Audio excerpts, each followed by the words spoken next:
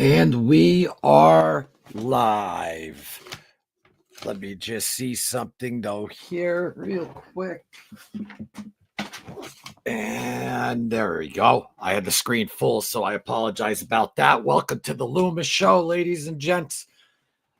If it's your first time here, hit that like button, hit that subscribe button. And today we are going to be talking about the files that President Trump have released on John F. Kennedy. Now, if you know the show, you know this is predominantly a true crime show. So we always had the theory of the mafia was behind it and all of that. And there's, I believe, over 80,000 files.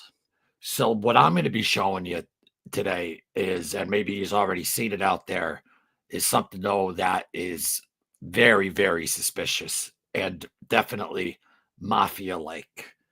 But before we get into all of that, I just want to say salute to Dominic, my man. How you doing, buddy? Glad you're here. Appreciate you. Frank, how you doing, my man?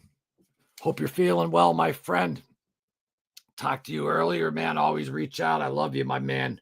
John Fisk, what's going on? Government won't give up everything. Yeah, we're going to talk about that. DJ, my Irish lad, salute to you. There's my main man, Bobby Bright out in Canada.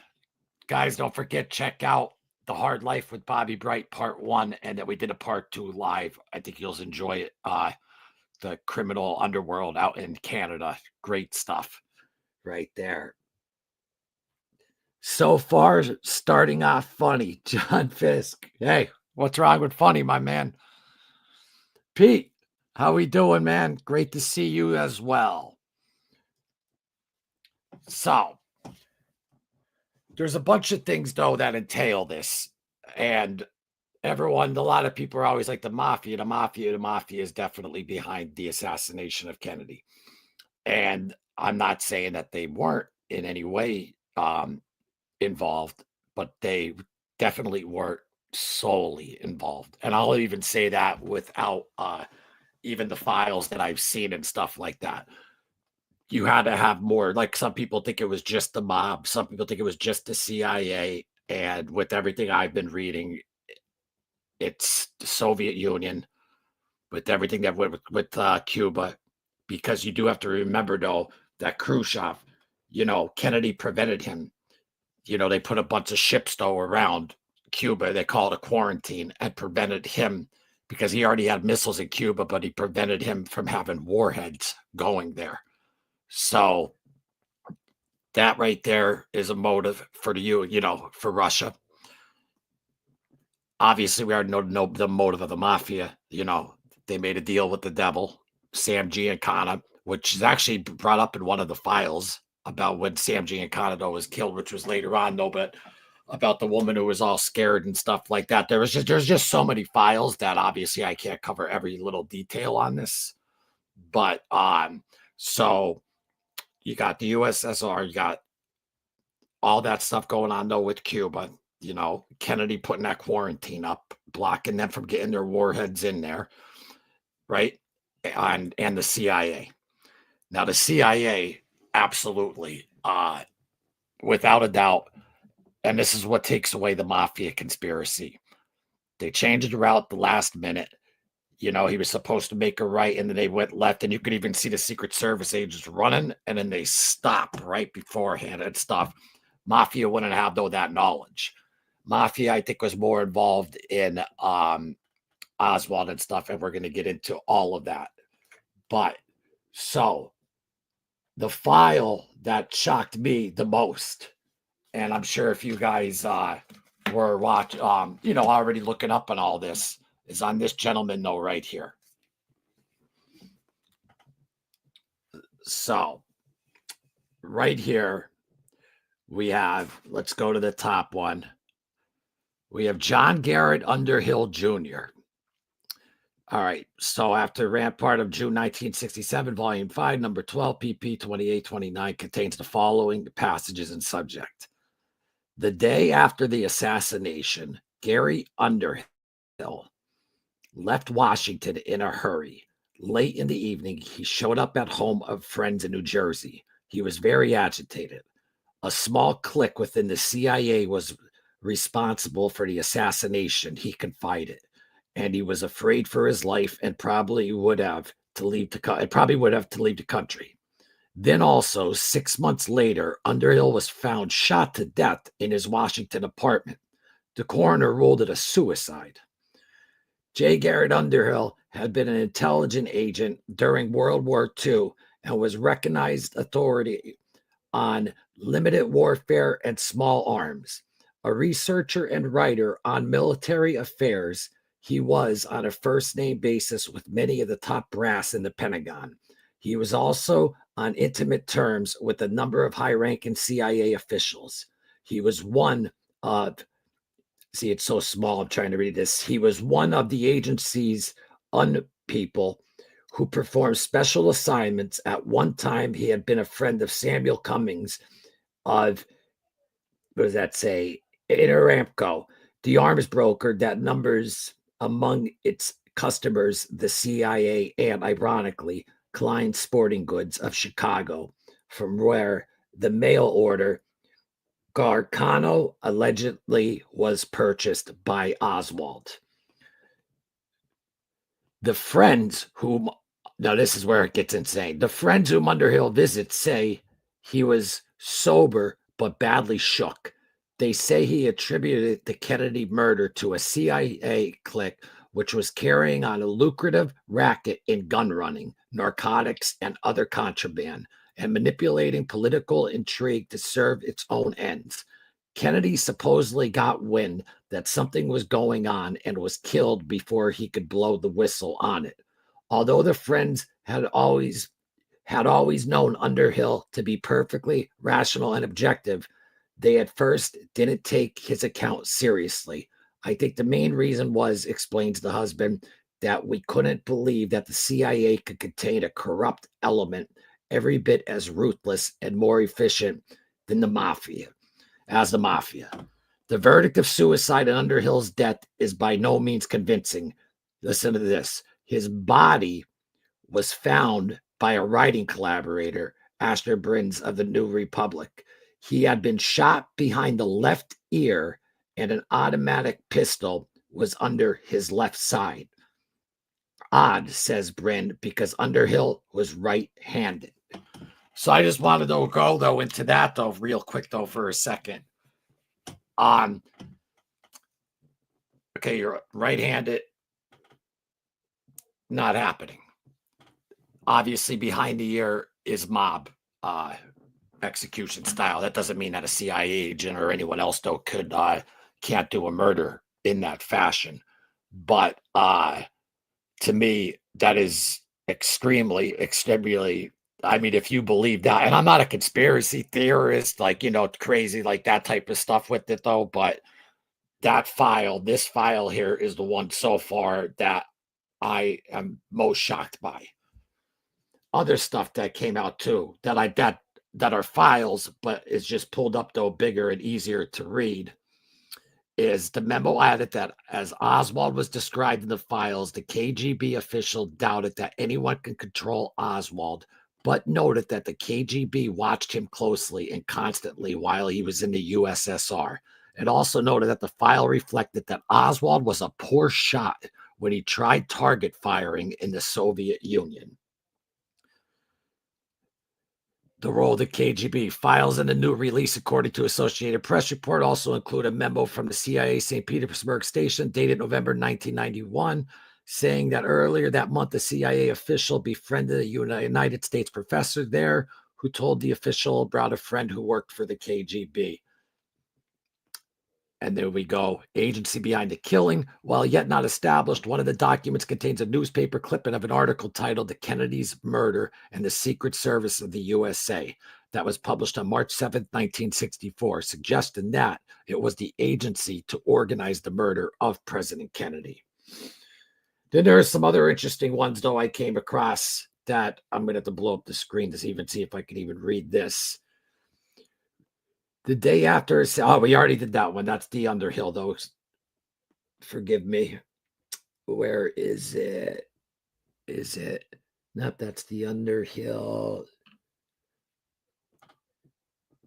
Now, this one was just a half one, though. That was, which I don't think though really has no anything to do though. But it's enclosed thereof to the borough are the original and 3 copies, and to Detroit 2 copies of LHM, setting forth the identity of the subscriber to the telephone number in Washington D.C., which was called from or charged to the telephone of Dominic Edward Bartone. Miami Beach, Florida, on 2/26/64. Detroit office will make available 1 copy of the LHM attorney William French. The information contained in the enclosed and all that. And I mean, I already have. Well, this is disappearance though. These files here though that I have on Hoffa, but there's a lot of them too though that bring up the assassination though of Kennedy. But there's nothing though that was newly released on it, obviously, because these newer files were released by Trump yesterday. So what's blowing my mind though the most, and let me just put this on the charger here because it looks like she's about to blow. There we go. This Gary Underhill, that one alone right there, how could you not say, if you, and I'm not putting anyone's intelligence down or anything, but if you just think that Lee Harvey Oswald single-handedly was behind this assassination, you're out of your mind, or you're ignorant, or you're not looking into this stuff because, and you got to realize too, Russia, when Kennedy put that quarantine, as they call it, when you set up a bunch of ships, you know, to block Russia from getting their warheads. They already had the missiles though, Cuba, but he put the ships, like I said, the quarantine to block the Russia from getting the warheads into Cuba. There's motive right there as well. Not to mention that Kennedy always spoke out on the CIA and on shadow governments and this and that. You know, there's just too much to just say Lee Harvey Oswald, and like he says, I'm just a patsy. Did this. I think even before any of these documents were released, there's people out there who do think that it was just Oswald. And with that shot, is that shot possible? Yeah, I'm not saying that the shot isn't possible. I'm sure there's amazing marksmen who could get off those 2-3 rounds, whatever at that time. But I mean, there's reports that he was a terrible shot. He had to run up though the flight of steps because he was seen 5 minutes prior. He had to run up. What story was it? The 5th, 6th story up, go up, load like that quick and get those shots off. I don't buy it. I just don't buy it at all. And the reason why I'm doing this live is because I definitely want to hear what some of your guys' theories or ladies' theories are on this as well. Because I mean, I don't know about you, but if I'm committing suicide, it's almost like Epstein in a way. You know, Epstein, like, you know, when, you know, let's see if those files come out. But when they found him, his feet weren't hanging. He was sitting down. So like, it was like he hung himself sitting down. And then in MCC, where the cameras are and all that, that's a whole other show. But, you know, that's the Clinton mafia right there. If you want me, you know, with that. But let me go to a couple comments by my man Dominic, gentleman right here. I love this guy. The CIA was looking for a patsy for several months leading up to November 22nd. Absolutely, my man. Absolutely. Dallas Mob. I sent you over the link. You should hop on, CJ. Dallas Mob documentary. And the head though, the Dallas Mob. What was his name again? I actually put it up in my I'm thinking because I have all this information. I'm thinking about Russia, this and that, with you know, Kirchhoff and all that type of stuff. But what the heck though was that guy's name? The white wore glasses. I put it in the community on the page, on the community page, the boss at that time.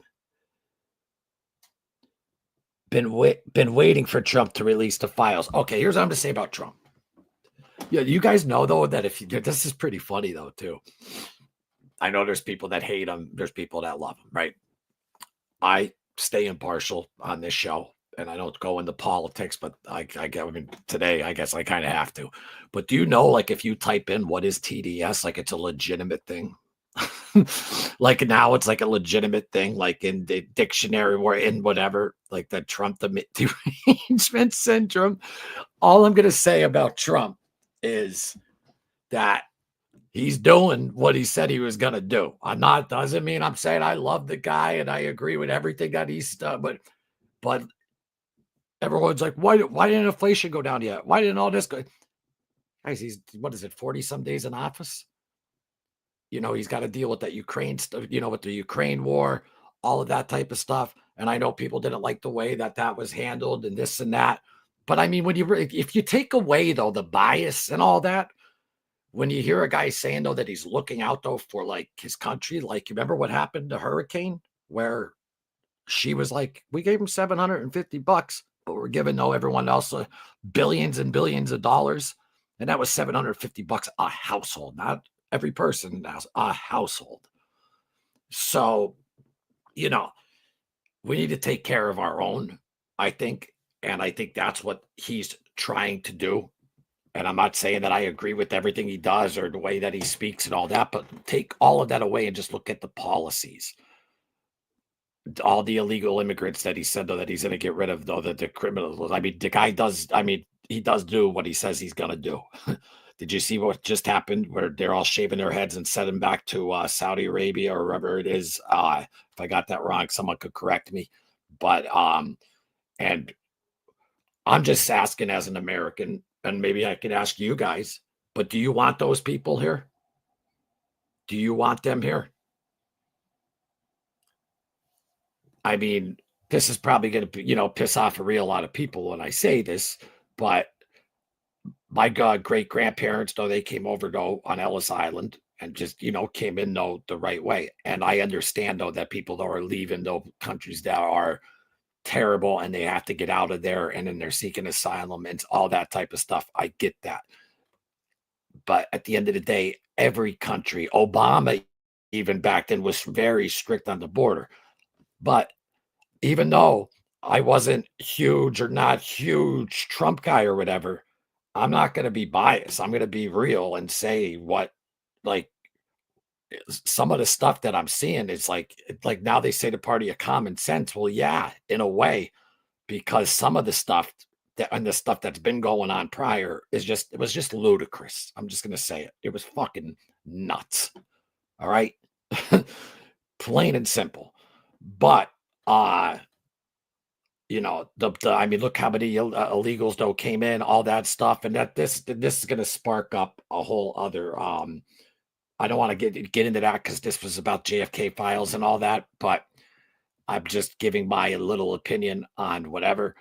And I'm trying to stay impartial. I don't do politics for a reason because people lose their minds over it. Like I think it's so sad that even if you meet like a woman and the woman doesn't like Trump, but the guy like the guy is or not even like, but the guy's a Trump voter, but the woman isn't, then they can't date. Like it's like that crazy. Like what? Like it's settle down and enjoy life and for real. But anyway, let's go into some more of these comments. And I'm going to get back into this um files here. Dave, my man, how are you doing? Guys, please hit that like and subscribe. Just hit that like button, get this moving. OG Rube, handle it. Hold it down out there. I love you. Thanks for being here, Rube. I forgot to give you the heads up because I was running around like a madman. Ask Bobby. I was on the phone with him. I've been running around like a madman since freaking 3:30 nonstop, and I can't believe I got here on time. Originally, it was supposed to be 7:35, but I changed to 8:05. And anymore, I have bad lucks with the top of the hours or the 30s, so it's going to be an 05 or a 35 anymore when I'm doing live.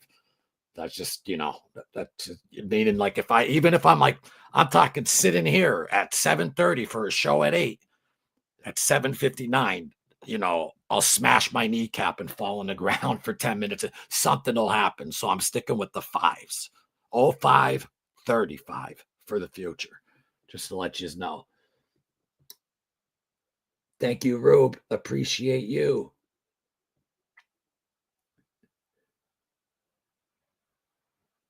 CIA absolutely was looking for a patsy, Dominic. The Doles brothers were something else. We could look into them as well. Nixon and Ford, to name a couple, and LBJ knew also. Yeah, I mean, Brittany Punky, what's up? No, you didn't miss much. You just missed me reading every single file out there. So, no, I'm just kidding, though, but thank you for being here. This is not new at all. Well, this is what was released, John, and I'm not some scholar. I could tell you don't follow this that well. Okay, that's great. Where's your show? You jump the fuck on and talk then. And truthfully, yes, I do follow this, and we have episodes from the past with my man CJ where we talk about this in depth before any files came out. So if you're here to criticize, go flip over to another channel, pal. I know, and I ordered that yesterday, just so you know. Thank you, Brittany. Operation Northwoods. Check out when Kennedy found out. But I'm saying though, like, when me and CJ from History and Organized Crime were talking, it was always either is it the CIA? Is it the mob? And then with the new files that came out, and I'm just gonna be honest though about this one though, the whole quarantine on what they did though with Russia with the nuclear warheads, that's huge. That alone though is huge. But then the Oswald though saying with the USSR, like he had the terrible shot, this and that. If listen, Russia isn't going to use a guy like Oswald to take out the president. So this also goes to like who killed him then? Who killed him? And there's a lot of conspiracy theories, even saying that the driver turned around, watched his hand, and this and that, and all that.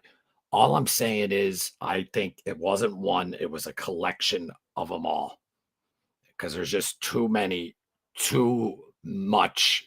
First off, the mafia angle. The mafia makes a deal, though, with Joe Kennedy. Get my son in. Illinois, it was like the closest count for votes. So Sam Giancana, all of them, they do what they can. They have Kennedy's song playing at every jukebox and every bar out there. They're going up to the polls, telling people to vote for Kennedy. Kennedy gets Illinois, beats Nixon, becomes the president of the United States. They thought they thought they were good. No, Bobby Kennedy's going to back off now. No, he just came after him harder. So there's that motive right there. And going back to what the genius told me up there about not knowing any of this and all that, I knew it more from a true crime angle coming at the mob CIA angle, not all on the historic angle. Well, give away that much money for free, inflation will happen. Now, John, I will though say, yeah, 100%.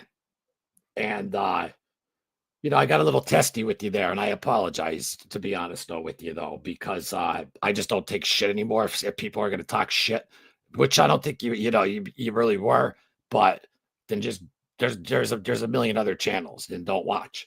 But yes, and here's my point, John, is that now though dealing though with that war and all that, and dealing though with previous administrations, that's not just going to go away though just like that. So that's why they didn't give more money and all that, because like you just said, it'll never go down. It'll never go down. Because and I'm not even defending the man. I'm just speaking facts, and I think it's common sense where when you hear people who didn't want him in office going, well, the price of eggs are still there.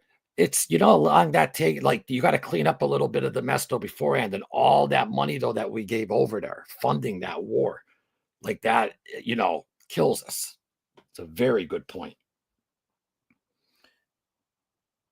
Shouldn't have shut down at all. Elaborate on that, John, if you don't mind.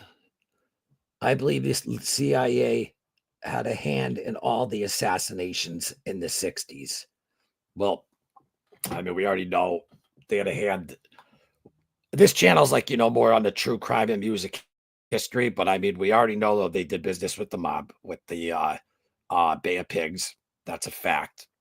Sam Giancana had agents bugging uh McGuire, the girl, the McGuire sisters, the one that he was dating, bugging her room while she was like seeing some comedian and stuff like that. Uh, like that's all like documented out there. Like, he had the CIA, there was CIA and the mob, that, definitely absolutely dealt with each other, especially during the Bay of Pigs and with Castro. But Giancana himself had CIA agents in his pockets, you know, trying to find out about McGuire, like just little stuff about him and his girl, but still, I mean, it's just kind of crazy though when you think about it. And also, too, if you go with that mafia angle, our government's never going to admit that the mafia could get to a sitting president. And I'm going to tell you that they absolutely didn't by themselves. It was There's no way the mafia could have done that by themselves if you know how everything was orchestrated. How would they know that the routes changed? Boom. How would they know? It's CIA, Secret Service. The mafia could have a part in it, but they're not the sole members who took out Kennedy. Oh, sorry to hit that. A lot of illegals work the jobs that Americans won't do. Who else is going to work on a roof when it's 115 here in Arizona? Most Americans aren't going to do that. That's a fact. Oh no, Dave, I understand though what you're saying. I'm just saying though that, you know, every other country in the world though that you have to come in though legally. That's all. But I think though too though that with what you're saying too, and a lot of people will lower wages though to people though who do that work and stuff like that, which is sickening. I don't think that the hard workers and all that stuff, I think that they should be given. I don't think that you don't got to go. I think that they should at least be given no a chance. You want to get the murderers, the rapists, all them out of here. I'm all that. That's fine, but there is a way though to come in. But the hard working ones and this and that, it's just a lie. That's like in a way me saying you know, I shot so and so in the head, but that's okay though because I'm a vigilante because he sells fentanyl and he killed a bunch of people, and it's just that a law though is a law. And what you said, I completely understand and can actually sympathize for 100%. But that was like a whole other angle that I was bringing up that I shouldn't have. But Boston Irish 58 Loomis, how they hanging, my man? They're hanging. They're hanging, my man. Great to see you here, pal. Always great. Love Boston. Love it. In Canada, these foreigners are in control of many of our government programs like homeless shelters, drug rehabs, etc., and they're committing crimes in these institutions. I don't know much about Canada, Bobby. That's your home turf. But I don't understand though now we're getting away though from it though going into the whole, and I said it though with the whole administration and the whole. I just found it funny though when I swear to God today I saw TDS and I was like, I don't want to look stupid on here like John said up there before. And John, I love you, so I hope you're still here. But he didn't say stupid. He just said don't know what you're talking about. But anyway, I saw TDS, right? And I'm like, what the fuck is that? Like, it's got to be a, sexually transmitted disease, right? And I typed it in and it like legitimately now is a thing. Trump derangement syndrome. I just find it funny. Oh my God. Oh, gee, glad to meet you, sir. My man, Boston Irish. There's this streaming service called Gaia and a series. It's called Cosmic Disclosure. Another, got to check them out. Yes, and the book though too that you sent. Here's John right here. No problem. You come by anytime, big boy. We have a scholar and professionals. We have interviewed people. Also, stop by sometime. We are not biased. I am out of here. You're a joke of a show. Oh, John, come on. It, it's okay. You do not know me. Okay, you don't know me, but I have respect though for you because you actually have your real name up and you're speaking whatever, and that's why like I wouldn't hit a block button. So maybe we got off wrong, but I'm man enough to apologize and say, I apologize. I was just saying though, if you didn't like though what I was saying, then there's no point to hang around. But if you have knowledge and would like to share it though, by all means. Also, I'll even drop the link and let you pop on here and with me and talk. So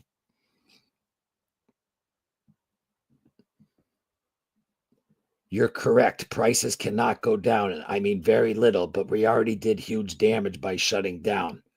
All right. I think John's coming around. I think John's coming around. Come on, John.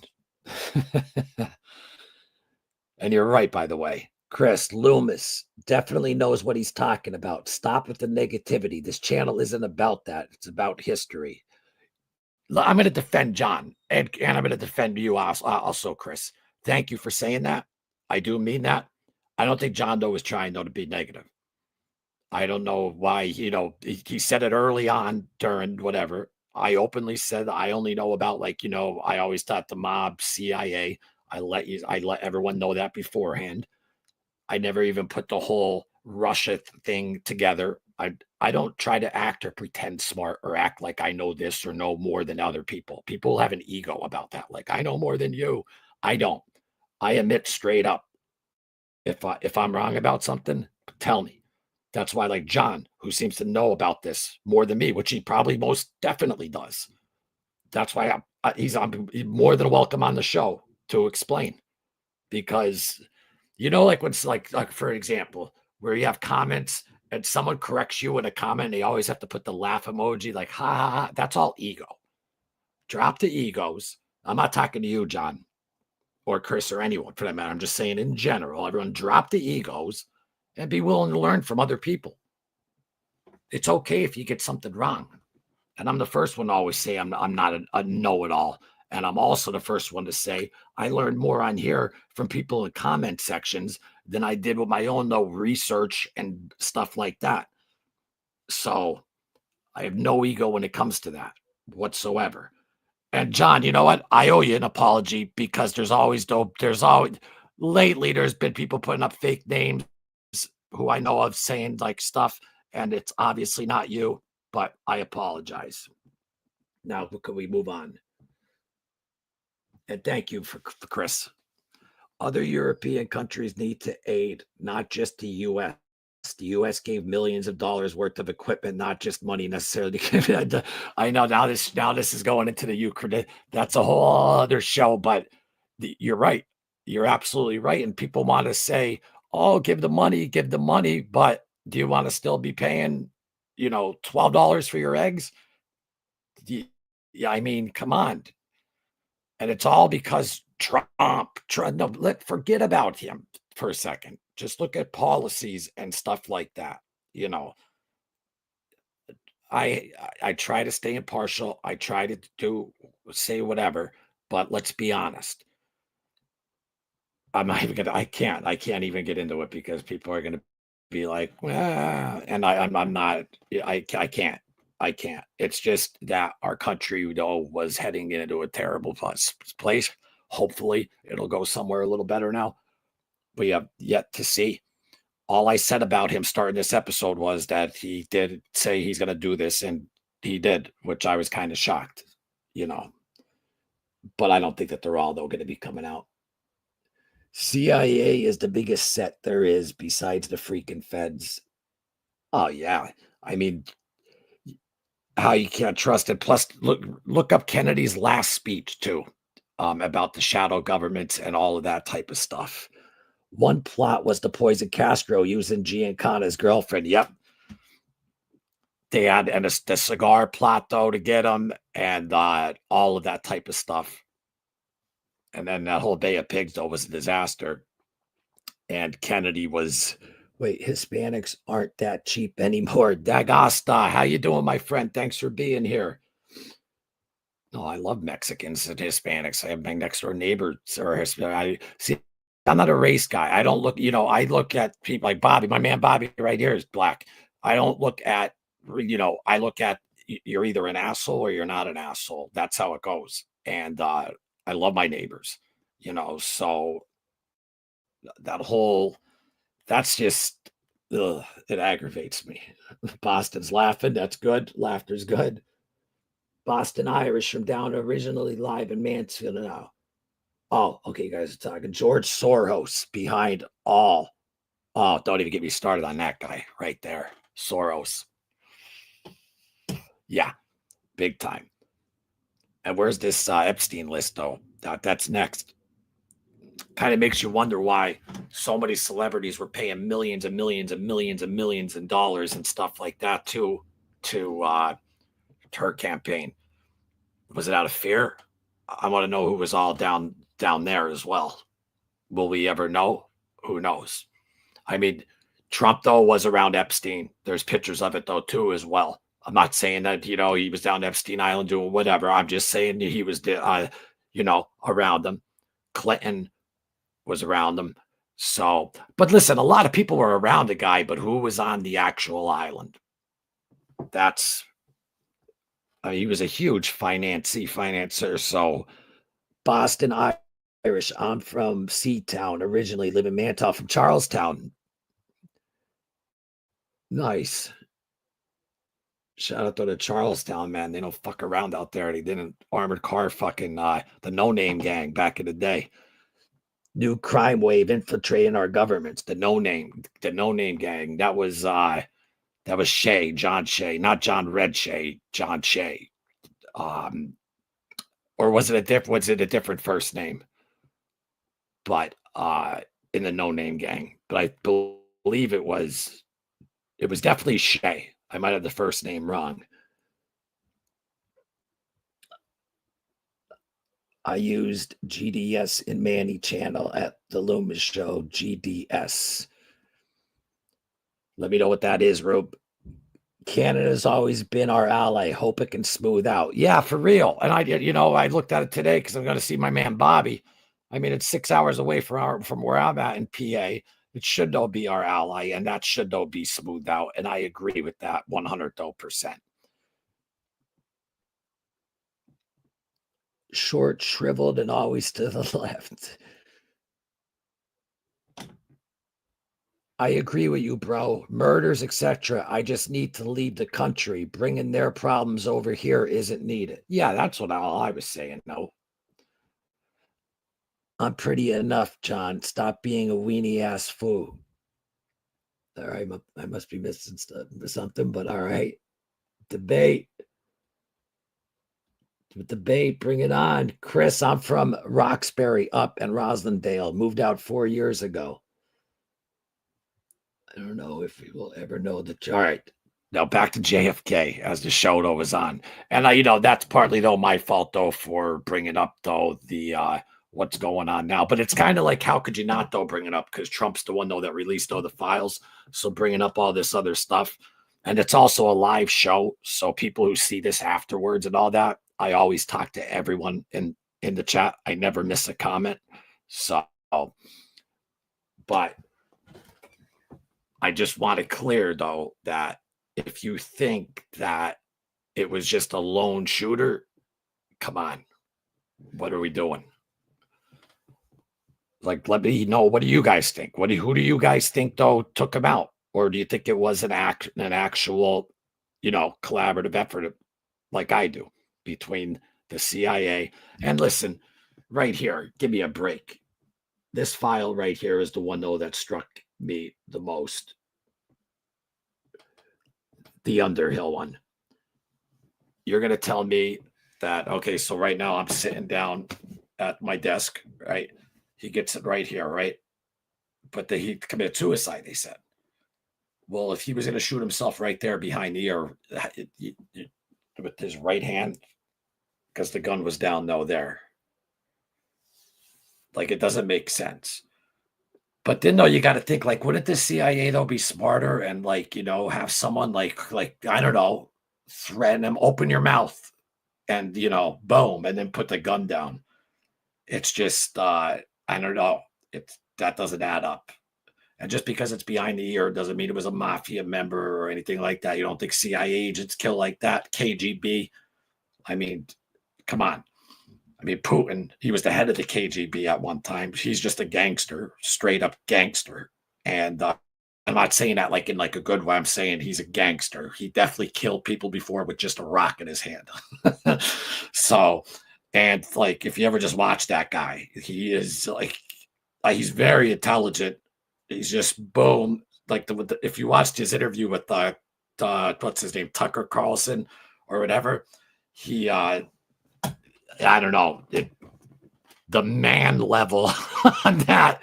I'm being real. I mean, the guy is just a straight up. And if you're the head of the KGB, and he only uses though his own, he knows English, he knows all those languages. It's just sovereignty though for the country. He was on video like telling a German guy, "Don't speak English, speak German for the sovereignty of it and all that." So he's something else, but they had reasons as well. And I'm not talking about obviously Putin at the time. I'm talking about Khrushchev had reasons and the USSR to take Kennedy out as well. So the liberal news tells a lot of false information also. They both do. You don't know who to believe. Like, it's all one-sided, CNN and Fox News, so you don't know what to believe. If it rains, it's Trump's. Oh, the TDS. I'm telling you guys right now, go on your phone. Please still watch the show if you don't mind. But just type in what is TDS, and it's like a legitimate thing. I find it hysterical. I find it funny. But I'm dying. Judge one by the content of their character and not the color of their skin. Amen to that. Amen to that. Yeah, I don't put up with that bullshit. You're either an asshole or you're not an asshole. Like, that's how I look at people. Always have, always will.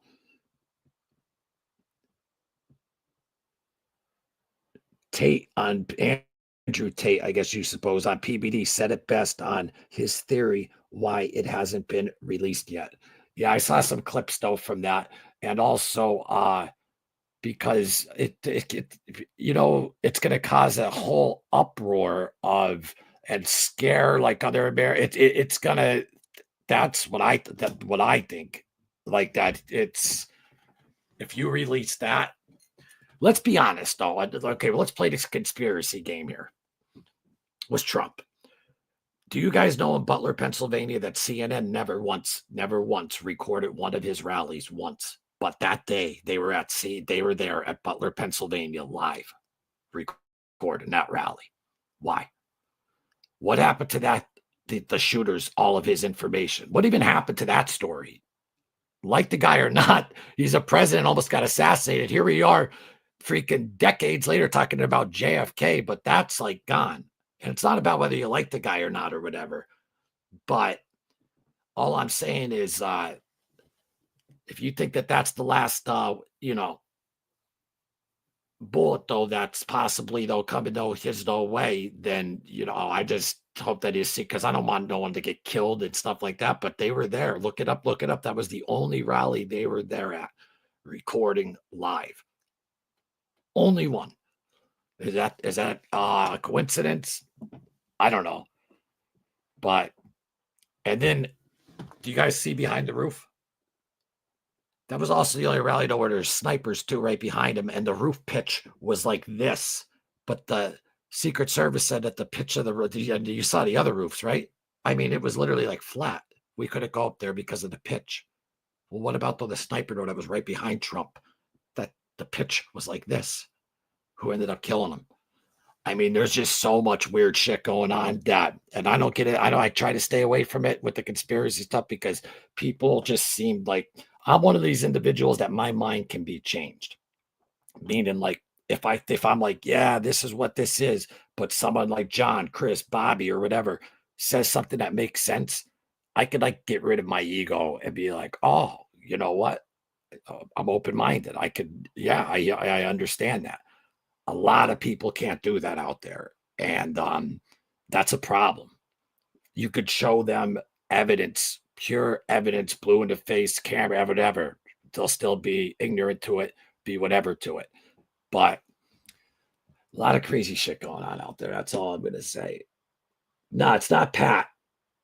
It's I think it's John, but not the Mr. Integrity John. Um Hold on.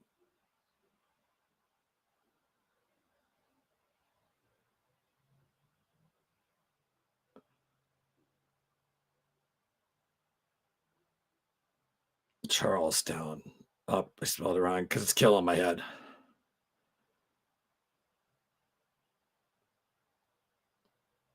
Charleston, Mass.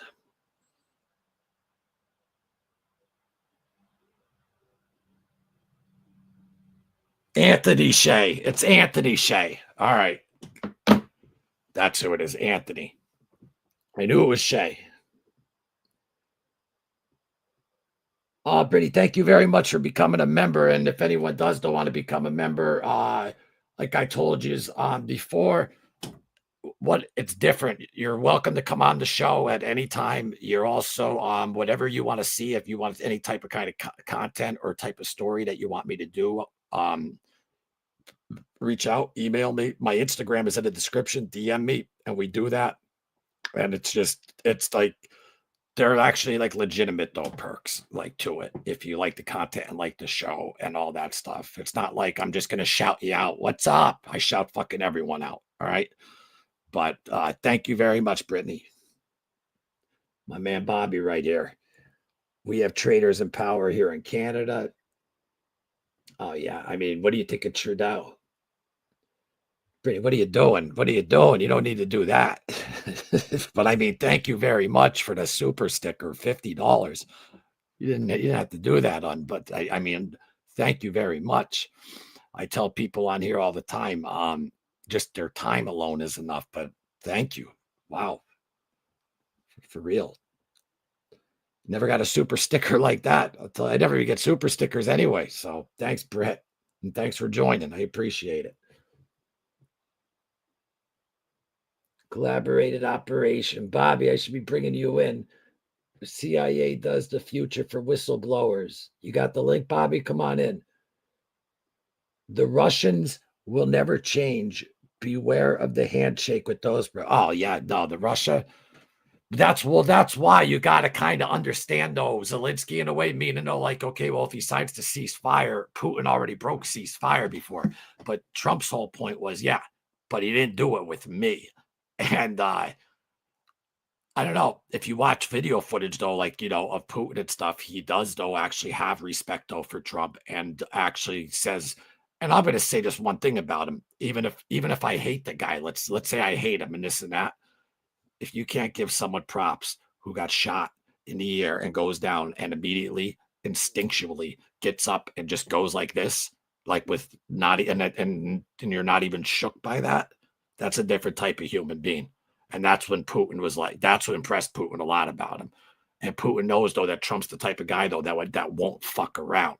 So I think that's why when Trump was telling him, not with me, he didn't do, he broke the ceasefire and stuff with the other administration. But that's, and then there's also, does Zelensky even want it though? There's a question of it to end and stuff like that. And that's a whole other deep rooted type of show that I don't even do politics. Obviously, I'm forced to on this episode, but there's just a lot of weird shit with that. But Boston Irish, I mean, I agree with you on that.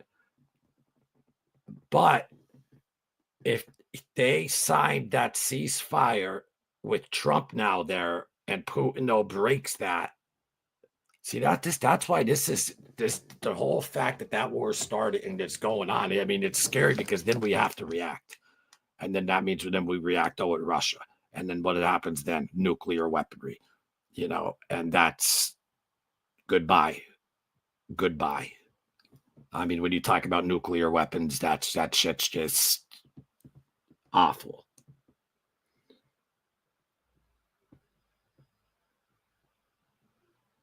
I feel like that whole shit at him was staged. Which one are you talking about, Brittany? I talk fast, my brain moves fast, so that's why I'll forget at times. Yeah, Loomis, that is some crazy shit. CNN. Oh, was that what I was talking about? CNN, RX, CIA, and Homeland, etc. Read Inside Job. Um, what are you talking about? What the show is about? The JFK? Absolutely. More than it's like inside and outside job too, with other low forces. If you want to think if Russia though was involved with the files that are out and stuff like that from the quarantine that Kennedy put on Russia from not letting the warheads in because they had the missiles there, but he blocked the warheads coming in. So there's a bunch. That and 9/11. All right, now we're getting down really conspiracy theory though lane. But I mean, they all look shady. I mean, they all. Who knows? I mean, who knows? But people though, they eat that stuff up. Raiders. That's my cousin right there, Johnny R. What's good, Reed? What did you say last show? You can't even buy cocaine anymore. Travesty. You can't. It's fentanyl. You can't buy even. You got to be careful out there with everything. And that shit, like what I just don't see the point of bringing that over here because you're just killing off though your whole, I don't know, good old days are gone. But not saying that it's all good because drugs and stuff, it's bloody. I'm saying though, at least you knew what you were getting. And these fucks who are selling fentanyl and all that type of shit, they should absolutely though be charged though with murder. And or if one of you guys see him on the corner selling fentanyl, smash him in the face with a bat. For real. There's no street code when it comes to that shit. People pointed out the sniper to cops and they pretended to, yeah, I know. And that's the other thing.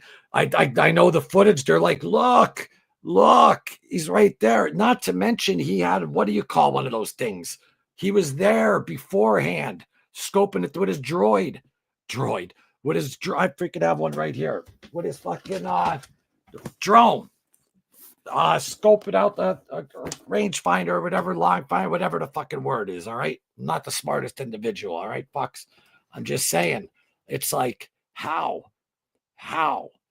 But that's the truth, though, Bobby. CNN, though, never, though, once, though, recorded, though, one of his rallies, but they were there recording that rally live in Butler, PA. Why? I mean, that's a fact, too. You're a free thinker. Yeah, that's all. But I'm also though willing though to like be like if someone says something that makes sense, yeah, I will absolutely. They'll be like, oh, okay, I'm with you. Where some people are like, nah, it's this or that. You know, I'm willing to open my mind and go and because I think you'll learn more that way. Honestly, Brittany. Those people will tell you Epstein killed himself. Well, yeah. And I know people and talked to actually to someone who was in MCC where he was. And de facto with no guard and no camera at the cell though where he was at. Come on.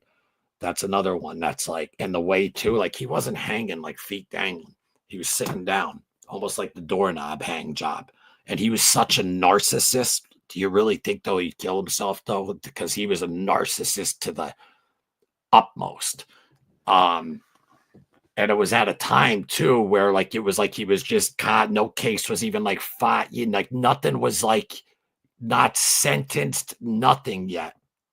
Because MCC is it's not a prison. It's just that's where you're awaiting trial. It's jail in Manhattan. So yeah, they didn't. Many people didn't want him talking. These some celebrities out there and like people. I'm not going to bring up the person's name, but someone told me a long time ago though that they walked into an audition and the freaking dude immediately though, well, like Harvey Weinstein, immediately was like, "Yeah, here, suck my like." It like Holly weird as they call it out there, and the fact that people would even do that and for their dignity, what to be on screen or whatever. I'd be like, oh yeah, okay. And as I got close, fucking rip his fucking cock right off his fucking dude, people are disgusting. People are disgusting. We're going way off topic on this one. I'm gonna have to change the thumbnail after this. Free thinkers have high level of consciousness. Yeah, I try. Anthony, it is Anthony. I just looked it up, Dominic Anthony Shea. But I just am open-minded. Like I don't shut my mind down and say this is this way. If there's a possibility it could be another way.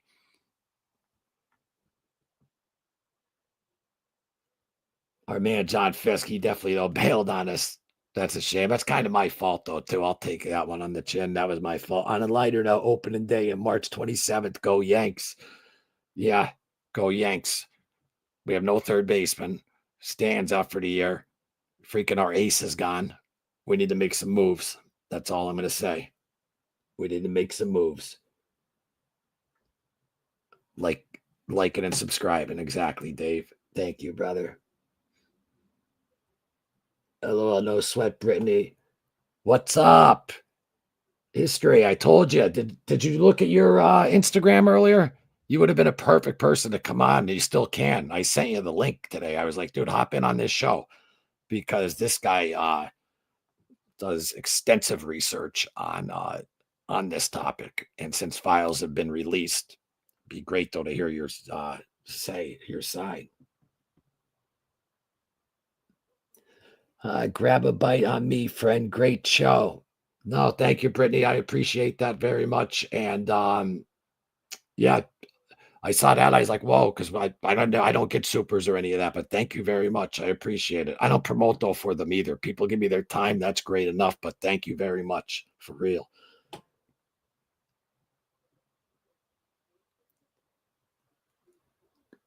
There we got the freaking Canadians always had the Bruins number, bastards. Cole was a waste, yeah, but I'm saying though, not during though he did good during the regular season. You're talking postseason. You know, we still need the man to get us to the dance. But I want my man Boston Irish to know Boston's my favorite city in America. It absolutely is. But I'm diehard Yankee fans. Fuck your Red Sox. 2004, you got us, you son of a bitch. But you know what? I'm not a hater. We were up 3 games to nothing on you. And you beat us 4 in a row to win the World Series. If you can't commend that just because you're a Yankee fan and you hate the Red Sox, and I'm a diehard Yankee fan, born 1981 when Don Mattingly was playing. They didn't even win a championship till 96. We had the best team going when the strike happened, but then of course the strike happens in 94. And then we win it in 96, 98, 99, 2000, 2001. Actually, the world was kind of rooting for us in 01 when the Trade Center went down, but we blew it at the Diamondbacks. That last play when Jeter was playing up. If Jeter was where he normally was, but he did have to play up in a way though. That one still kills me though.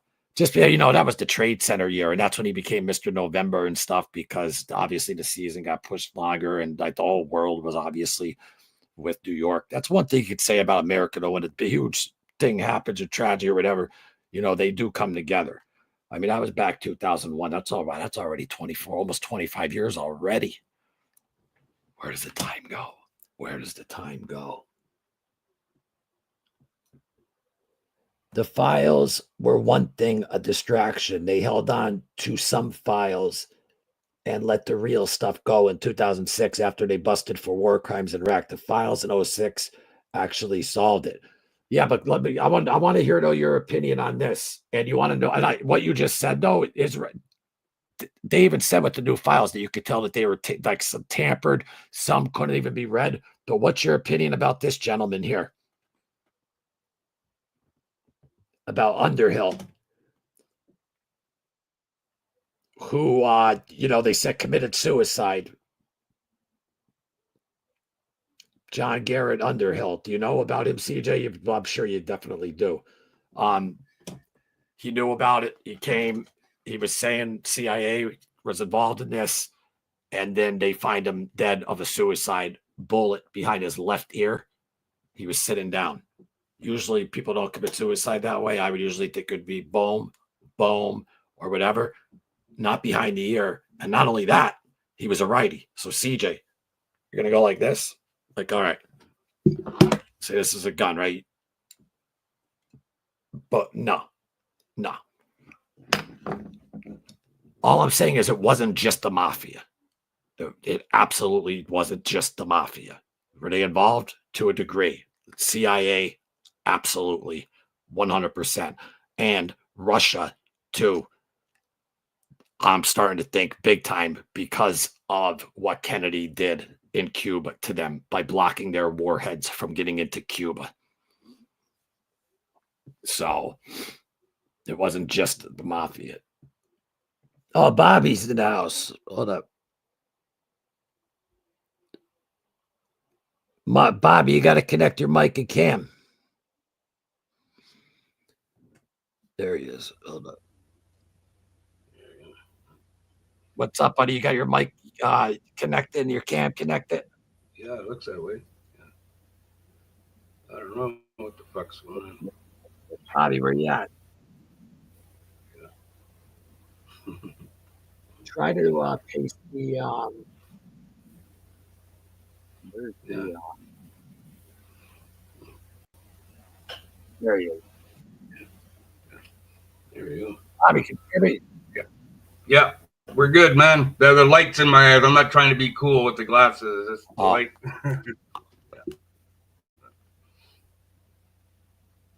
What's up? Hey, can you hear me? Yeah. I can't hear you, buddy. Yeah. I I don't unplugged know. my real microphone too. That's usually the problem. Yeah, I have everything here working. Here. No, hold on. Why can't I hear you? Go ahead, Bobby. Talk again. Can you hear me now? Come back in and check your mic. Come out and come back again.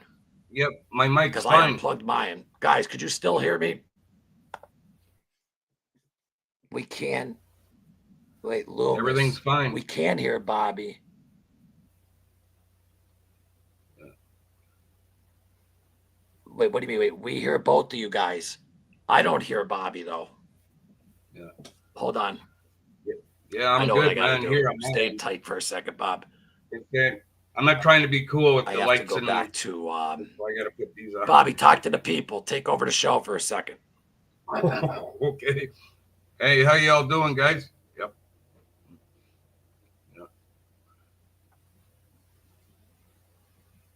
Yeah, it's about time they released those files on JFK. A lot of it we already know, but it's just little details. There's a good book. It's called Operation Gladio. It shows the Vatican, the CIA, and the mob how they worked since the CIA was created and stuff like that. And tells all their shell companies and money laundering and stuff like that. And during the assassination, there was a bank in Mexico that they didn't want CIA and Mossad didn't want people to know about it. So there were so many people involved and funded this operation of assassination. Could you hear me? A lot of them. Yeah, I can hear you. Oh, yeah. Go ahead. Yeah, so like the night before, a lot of those guys met at Clint Murchison's house, right? And a lot of them knew beforehand, right? So it's in that book, Operation Gladio. It's one of the best books on his assassination that I read, right? It's on YouTube too, and an audio book too, if people want to check it out too, right? But it shows all the shell companies and the money laundering and the drug dealing and the human trafficking and the weapons, you name it, right? It's all in there, like with documented proof. Like it's not somebody's opinion, right? The author wrote it from documents and stuff. So, and that's, you said it's called Operation Gladio. Yeah, and a lot of stuff that Anthony Raimondi said on his interview is in that too, right? So that verifies a lot of his story too, right? I think somebody in the comments. Yeah. Wait. Are you joking? No, but if you read the book, which Anthony Raimondi are you talking about? Some extra. I don't know if he was a Colombo or something. He says he's Luciano's nephew or something. I don't know. No, but I think he got his information. Hold on, probably from that book. You know, who knows, right? Oh, But I'm yeah, just yeah, yeah. Okay. I just want you to know. I know the guy who said, "Here's where I killed my first 150." yeah, yeah, Yeah, no, yeah, yeah. No, that guy didn't. He wasn't involved with the mafia at all. yeah, Just yeah. you But know, what I'm go saying on. is a lot of the information that he told is in that book, so he must have read that book. Yeah. So I remember him trying to verify himself, and he shit the bed. So you know, so yeah. Operation. Oh, see, I keep hitting the wrong shit. I don't know what's going on Hey, with the. Brittany. Oh, there it is. Yeah. 1 second here. AOG. Good to see everybody. And thank you for all the props on my interview with Loomis. Means a lot. It was really nice. You know. This one right here, Bobby. Oh no, Shit. And I can't even. No, that's not it. it's just oh look, it's Operation Gladio. But no, that's a different one. No, yeah, discovered a shocking alliance involving the CIA, the mafia, and the Vatican that emerged after World War II to Oh prevent yeah, the yeah, communist. that's it, man. Yes, sir. Yeah, yeah. It's so small, but on my screen I can hardly see it. Plus, my eyes ain't all that great like they used to be. Too. Yeah, but that's it, man. Yeah. Okay, I got you. I got you. Let me come back over here and then go bada boom. So what's up, my man? Wait, hold on. What do we got? Lost me at Anthony. Sorry, bro. Yeah, no, it's Anthony Yeah, Ramondi. I know about Anthony. What I was saying was that Anthony took a lot of the information out of that book, Operation Gladio, and made it like he was involved. That's all. That's what I was gonna say. Oh yeah, but he absolutely wasn't. But what were because I was trying to get you on. I couldn't hear from the uh even with these on, man, this light freaking woo, kills my Yeah, I eyes. got the same problem. Yeah, like I was Um telling your audience, wow. right? I'm not trying to be But cool or wait, anything, but what did he say? Were you talking about JFK or what did he say? Anthony Ramondi. yeah, I about the can't believe. JFK, his information, like, and then that they killed the Pope and all that stuff, right? You know, but a lot of Yeah, no. stuff that he said about JFK is exactly what's in the book. So he must have read it because I think the book was done in the '90s or something like that. And what was said though about JFK in that book? Oh, that Like they well, this like what everybody else says that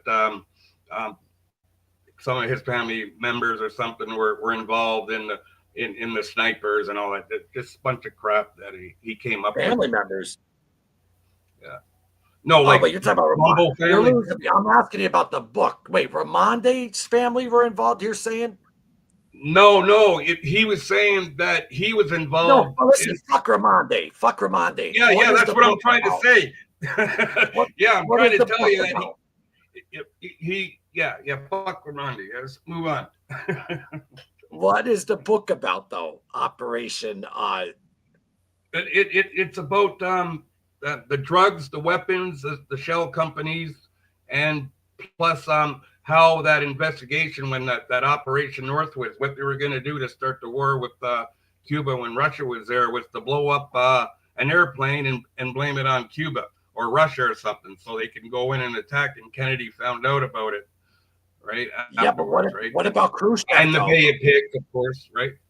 Yeah, that's. But what about Khrushchev though? When they already had the missiles in Cuba, and then Kennedy set up the quarantine, which is a bunch of ships around, and blocked Russia from getting their warheads Yeah, into Cuba. There's motive yeah, right there.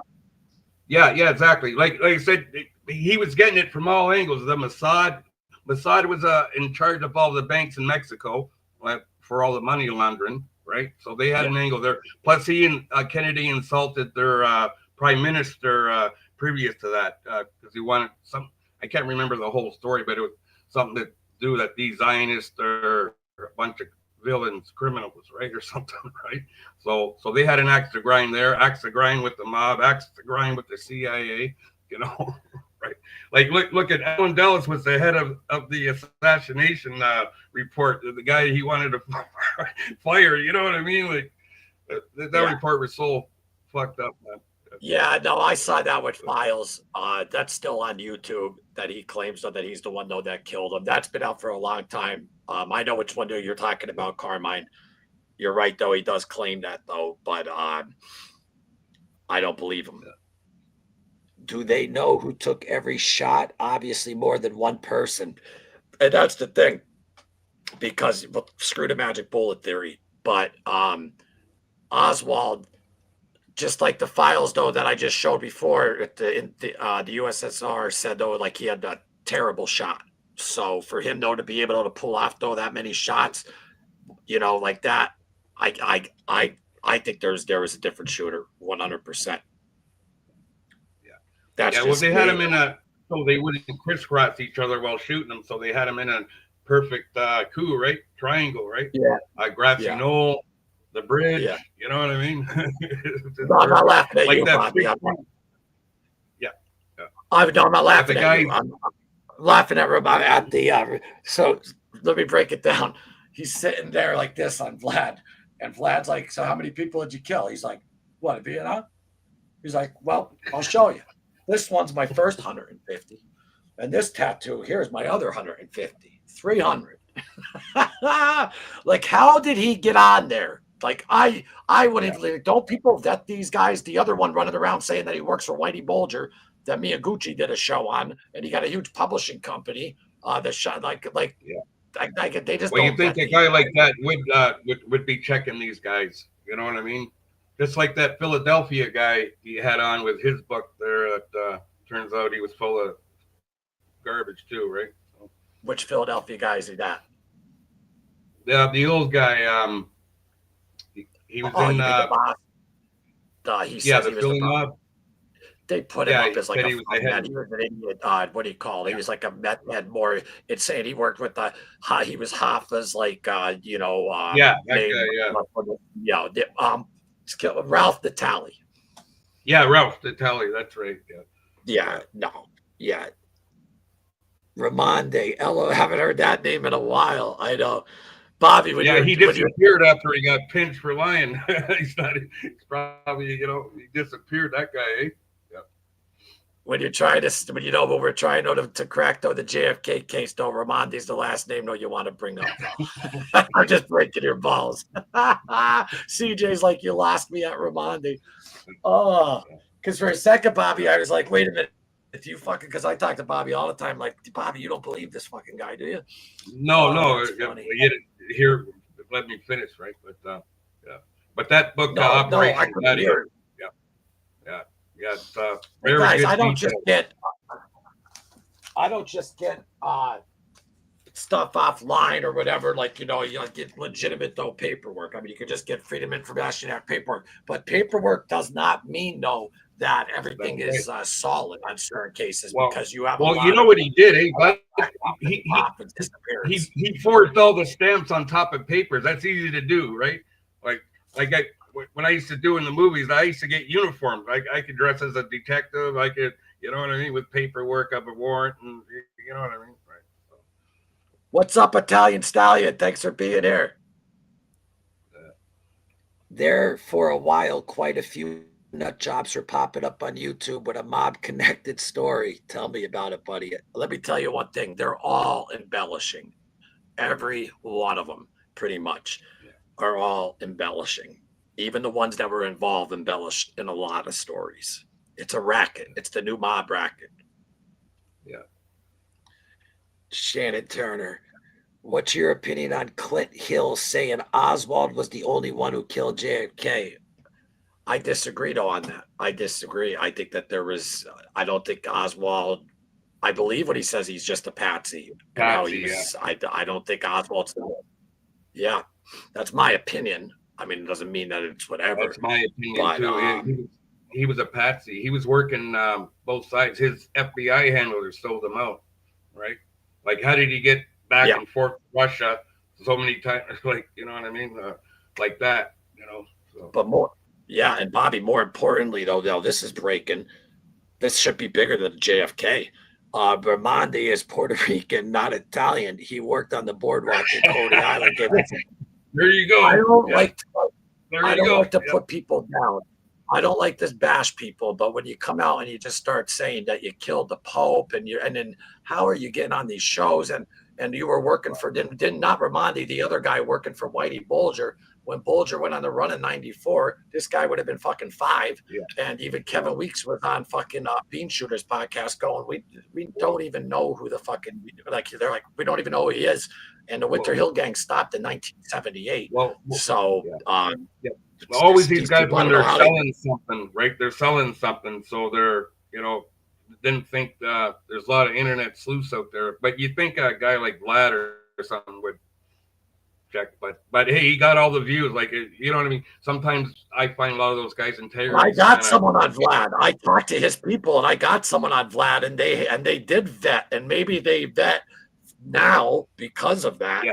But like you just said, someone like Vlad, because you don't want to lose credibility and stuff like that. But this guy that I'm talking about, this other one, whose name I'm not even going to bring up, I'll just call him John Wick. He's out there telling everyone that he worked for Whitey and that, his first killing was at the age of 5. Yeah. He would have 357. He would have 357 revolver. He shot someone at 5 years old. That would have knocked him back fucking how many? Come on, ever shoot a 357? Yeah.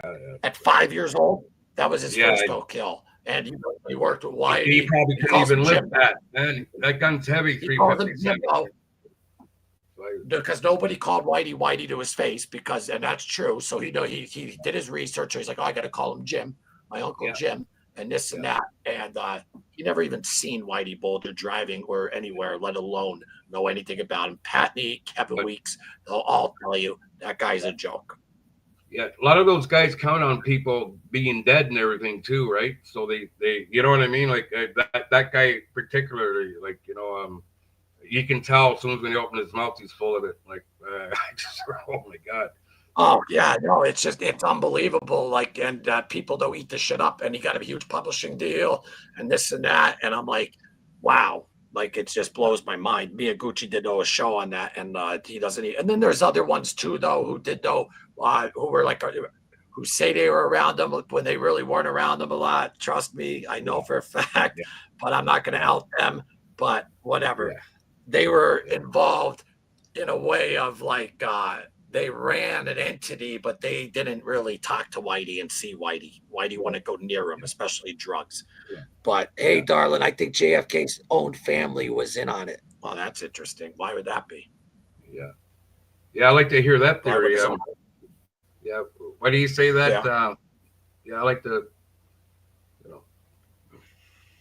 Yeah, I find it all interesting. People's theories, opinions, like, because there's so many. No, I'm not breaking. I'm not saying like no, but you're wrong. I'm not telling her she's wrong. I just want to hear what the theory is. Yeah, so do I. Yeah, me too. Yeah, because I've heard a few things too, like in the past, and all of a sudden when I read that book, there it was. Like, whoa, right? So. Right. Ramondi had the sunglasses, the coat over shoulders, the cigar, LOL.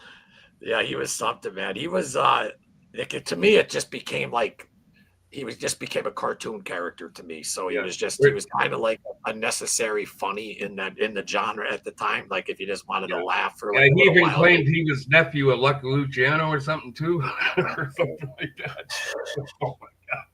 That he used to sneak into their house all the time, once or twice a year, and I'm not gonna do it, but I have his actual paperwork, and I would never say the reason why he did what he did, because I think it would be beneath me, but I know why he did this whole fake mob thing, and I know why, but I wouldn't say it because I don't do that when anyone's down on luck or whatever. But there was a reason why he did it. But at the same time, the internet is undefeated. You always get found out. The cream of Bobby always rises to the top. Yeah, of course. Like it just some of them I can see right through them. Their eyes and their mouth ain't working together. I don't know, right? Just my instinct. Well, he killed the Pope. The second I was like, what? Like right then and there, I was like, involved with killing the Pope, but you're sitting down, like you could just, so what, you got immunity for killing the Pope, huh? The Pope was poisoned. I know.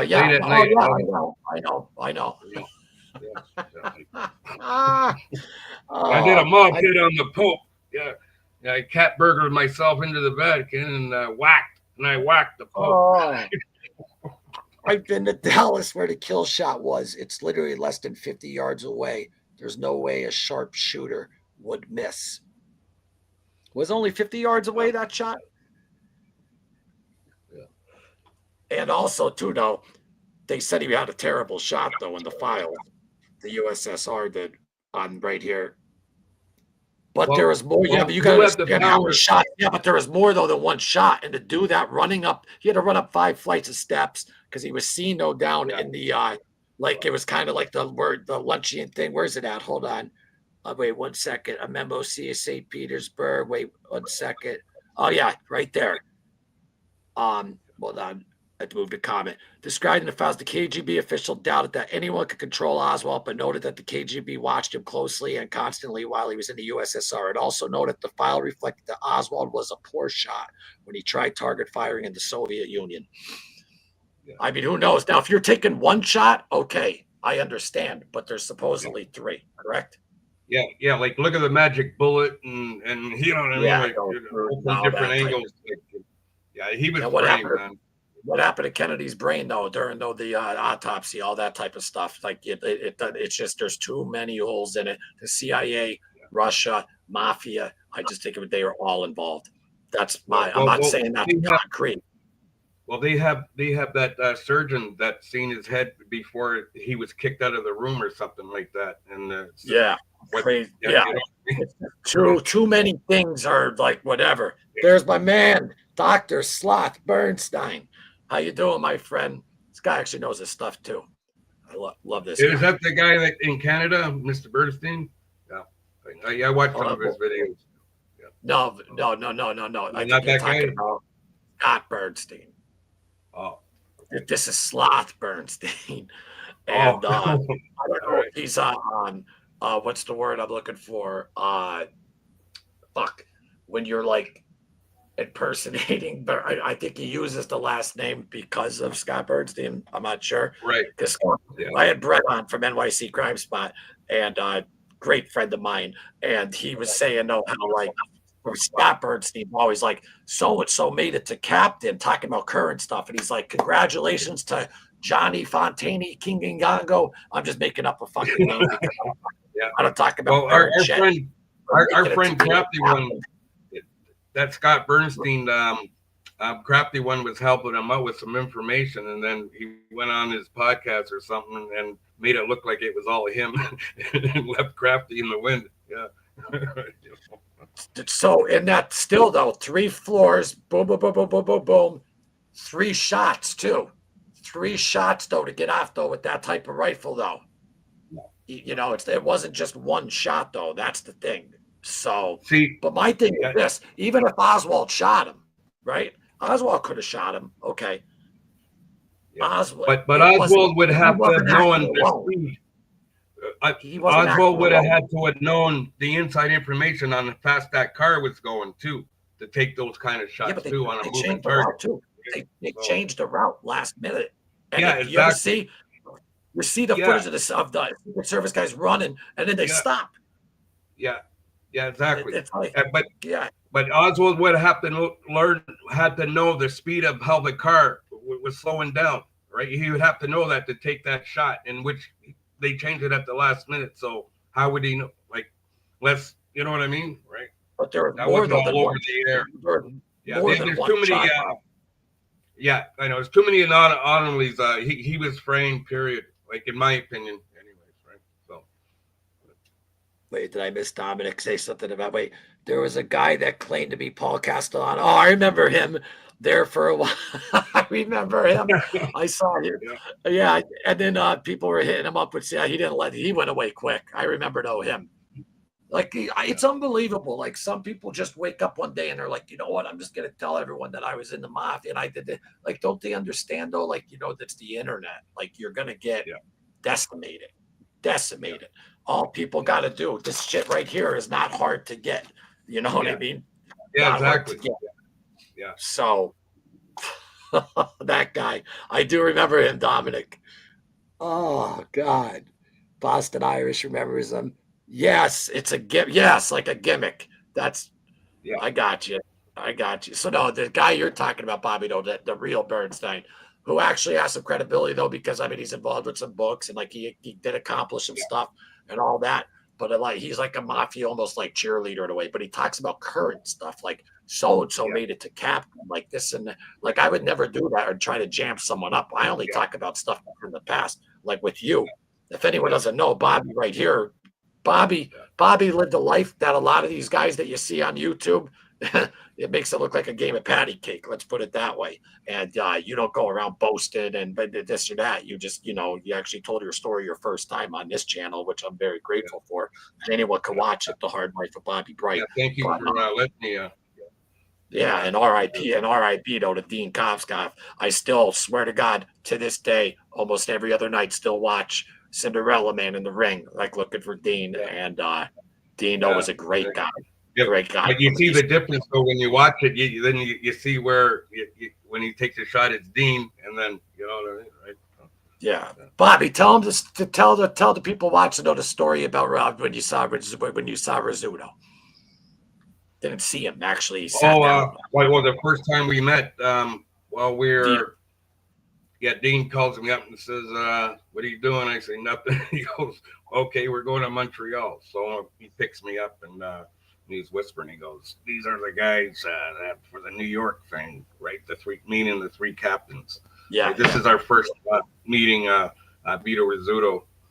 And so he's giving you the skinny on that. And when we met, it was a big fancy restaurant. And then when he greeted us, he was very genuine. He shook our hands. I like Brent put his hand like, hey, nice to meet you kids. Heard a lot about you, stuff like that. And the only reason why we didn't get to sit at his table was because there was new guests coming. And that's what he told us. He goes, he didn't even have to tell. We weren't expecting it. Like, weren't even expecting that, right? So, but we sat behind him and people were talking, and he used to look out and give us the wink, like this guy's full of shit wink, you know what I mean? And he was just all right guy, man. Like I said, that was what he wasn't even boss. His father was boss at that time, right? Yeah. This is 1988, right? So this is a couple of years after the three captain thing, right? But just a gentleman, and then we went to the boxing match, and he gave us a lot of attention too. Introduced us to, because all the who's go to these boxing matches in Montreal, right? So he introduced us to quite a few people. I don't remember all their names, but just pure gentleman. Crafty broke up though that clip that just made it though. Look like talking just about Dino with you and the Crafty. He's like folks. He does a show out in Canada and all of that, and he was just basically breaking down how Bobby's story can't be fucked with. Like, I mean, it was absolutely though the truth because of the one guy with the what do they call it with the hash? Renaud Desjardins. Renaud Desjardins. Yeah. All right, let's see what we got there in the comments. There was a minimum of 2 shooters. One shot came from behind, going through his throat. The second shot came from the front to his head. The entry wound is small, and the exit wound was large. Yeah, and that's the magic bullet theory is that the one that would hit the throat. Yeah, went down and then yeah. There's actually that surgeon is actually on YouTube. I actually I have it. He tells it how all this shenanigans going on while they were bringing the body in and looking when he was looking at the holes in his head and stuff, and it just there was a lot of Oswald, I don't think was the single shooter. Like, did he shoot? Did he do it? I don't know. No way. No, but listen, Oswald though could have shot him. But what I'm saying is he didn't act alone. He was there, put there. There was other people that wanted him. Well, they had a lookalike going around town and bought that rifle. So how do they know? Like, they had a guy posing as Oswald, making a scene at the gun range. Make sure everybody remembered him when he was buying the rifle and stuff like that. All that took place too, right? So you only do that if you're framing somebody. And history and organized crime. Like, look how many. God. Go ahead, Bobby. Look how many lone gunmen in the 60s that there were, right? Sirhan, he didn't even remember shooting, right? He said MK Ultra victims, you know what I mean, right? So, but the guy who was posing as Oswald made it look like known so people would remember him. You know what I mean? And he bought that rifle, like, so. And then they Yeah, photoshopped that him in the backyard with the rifle. Like, they just propaganda him like that so fast. Like, you know what I mean? They had his life story like so fast. Like, come on, that's a but setup. history and organized crime though says though that Frank Sharon, who was with Buffalino, was seen though at the Dallas airport handed over guns, and I know about that, Mhm. and I know though why though Frank though said that though too, but I mean I'm not going to say it though now. But there's just because I have I talked to the Buffalinos and I know that the Scalliette brothers who are up from Hazleton, you could look them up. Pasquale, I talked to him all about Frank's book, Yeah. and Frank. Some of the stuff in there is true, but Frank embellished a lot though because he wanted to leave money for his daughter who wasn't speaking to him. So he had a Yeah, conversation with them. absolutely. Yeah. Yeah. So and also though too though, but what he says though about Hoffa, yeah, he's not the one though that pulled the trigger, but he definitely knew though what happened though to Hoffa. But because Russell was Hoffa's Yeah. main man, Yeah. so they know what happened. Yeah, that's So right. and and then they were seen the day after in Detroit. There's FBI document things, document paperwork of Yeah. it. I think Yep. that Frank was just there to possibly keep him comfortable or whatever, and then boom. But it was Yeah. listen. I Make know him who feel safe. Sally Bugs shot fucking Hoffa, and Tony Provenzano wanted him dead right when they got out of prison. First after they got in that fight, and you can't touch a big guy. Russell's the one that kept Jimmy alive as long as he did.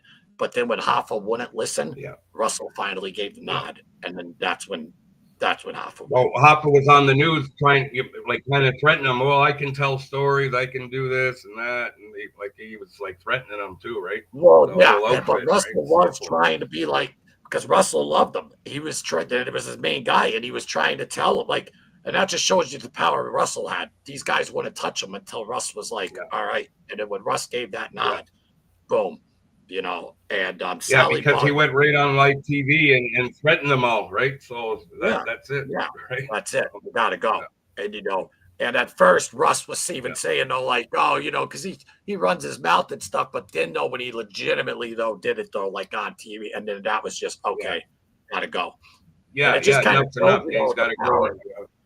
It shows you, though, the Yeah. power, though, that this guy, though, had, though, because, I mean, if he didn't, they could have just easily been like, well, fuck you, Russ. Who are you? You just are a boss in Pittston. So, no, he was much more than that, believe me. Well, He it was just like, goes to show how a powerful man he was and quiet. Like you know what I mean? So they're the they guys you believe watch they were look serial for the shooters quiet over ones. through. No, exactly. Oh, yeah. Well, and it's funny because he lived here, which is 2 hours from Philly and 2 hours from New York, because he didn't want to be in the limelight. He was very low key, Right. and if it wasn't for the I keep forgetting their name, the Tory brothers, nobody would have even known about him in the early days. But he's the one though that set up Appalachian, that whole meeting with all the mobsters got together. Joseph Barbera is from here, and then he moved to New York. Yeah. And that's the house that they Wow. went to in Appalachian in 1957. And Russell set up the whole entire thing. It's right here in his book, where this is Russ's book that he got after his deportation trial, and it lays out the whole how he set it all up and all that stuff. And but Joseph Barbera was at one time a acting boss for the Buffalino family, and after Santo Volpe. And then after Santo Volpe, and then Russell Buffalino after Barbera. But Russell was more, he didn't want that position at first. Barbera was. And then when Barbera moved out to New York in the house up in Appalachian, that's where Russ thought it would be a good idea, because this is after Vito shot, the Chin shot Frank Costello, and Vito was taking over his boss. And Anastasia went to Anastasia with Frank Costello. Yeah. Right. Yeah, and Russell paid for all the hotel rooms. He paid for all that meat. But the only thing is, the only thing that I don't understand is, like, Russell is very smart. Like, they didn't think that it would look suspicious with all those type of cars in the rural neighborhood you're buying. Yeah, but but also they're not even breaking the law. So it's some cop that went in there and forced, That's a good point. So I mean, you don't. You are right, though. They're not breaking the law, but a lot of those guys, though, obviously, they'll probably had warrants or whatever. Because why did they run? You know? It was great intelligence for law enforcement. And then when the guy started taking off, then that just okay, right? Yeah. So There was an old state trooper though that saw all the cars, and then they called it in, and then fucking boom. The next thing you know, they were fucking all surrounded, and well, some people especially they got knew away. about Barbera. They said they knew that he was a little shady living up there too, right? Well, Didn't he yeah, get that but from the Valachi papers about Barbera? yeah, Didn't but Valachi put it on also it too too? though, Barbarian.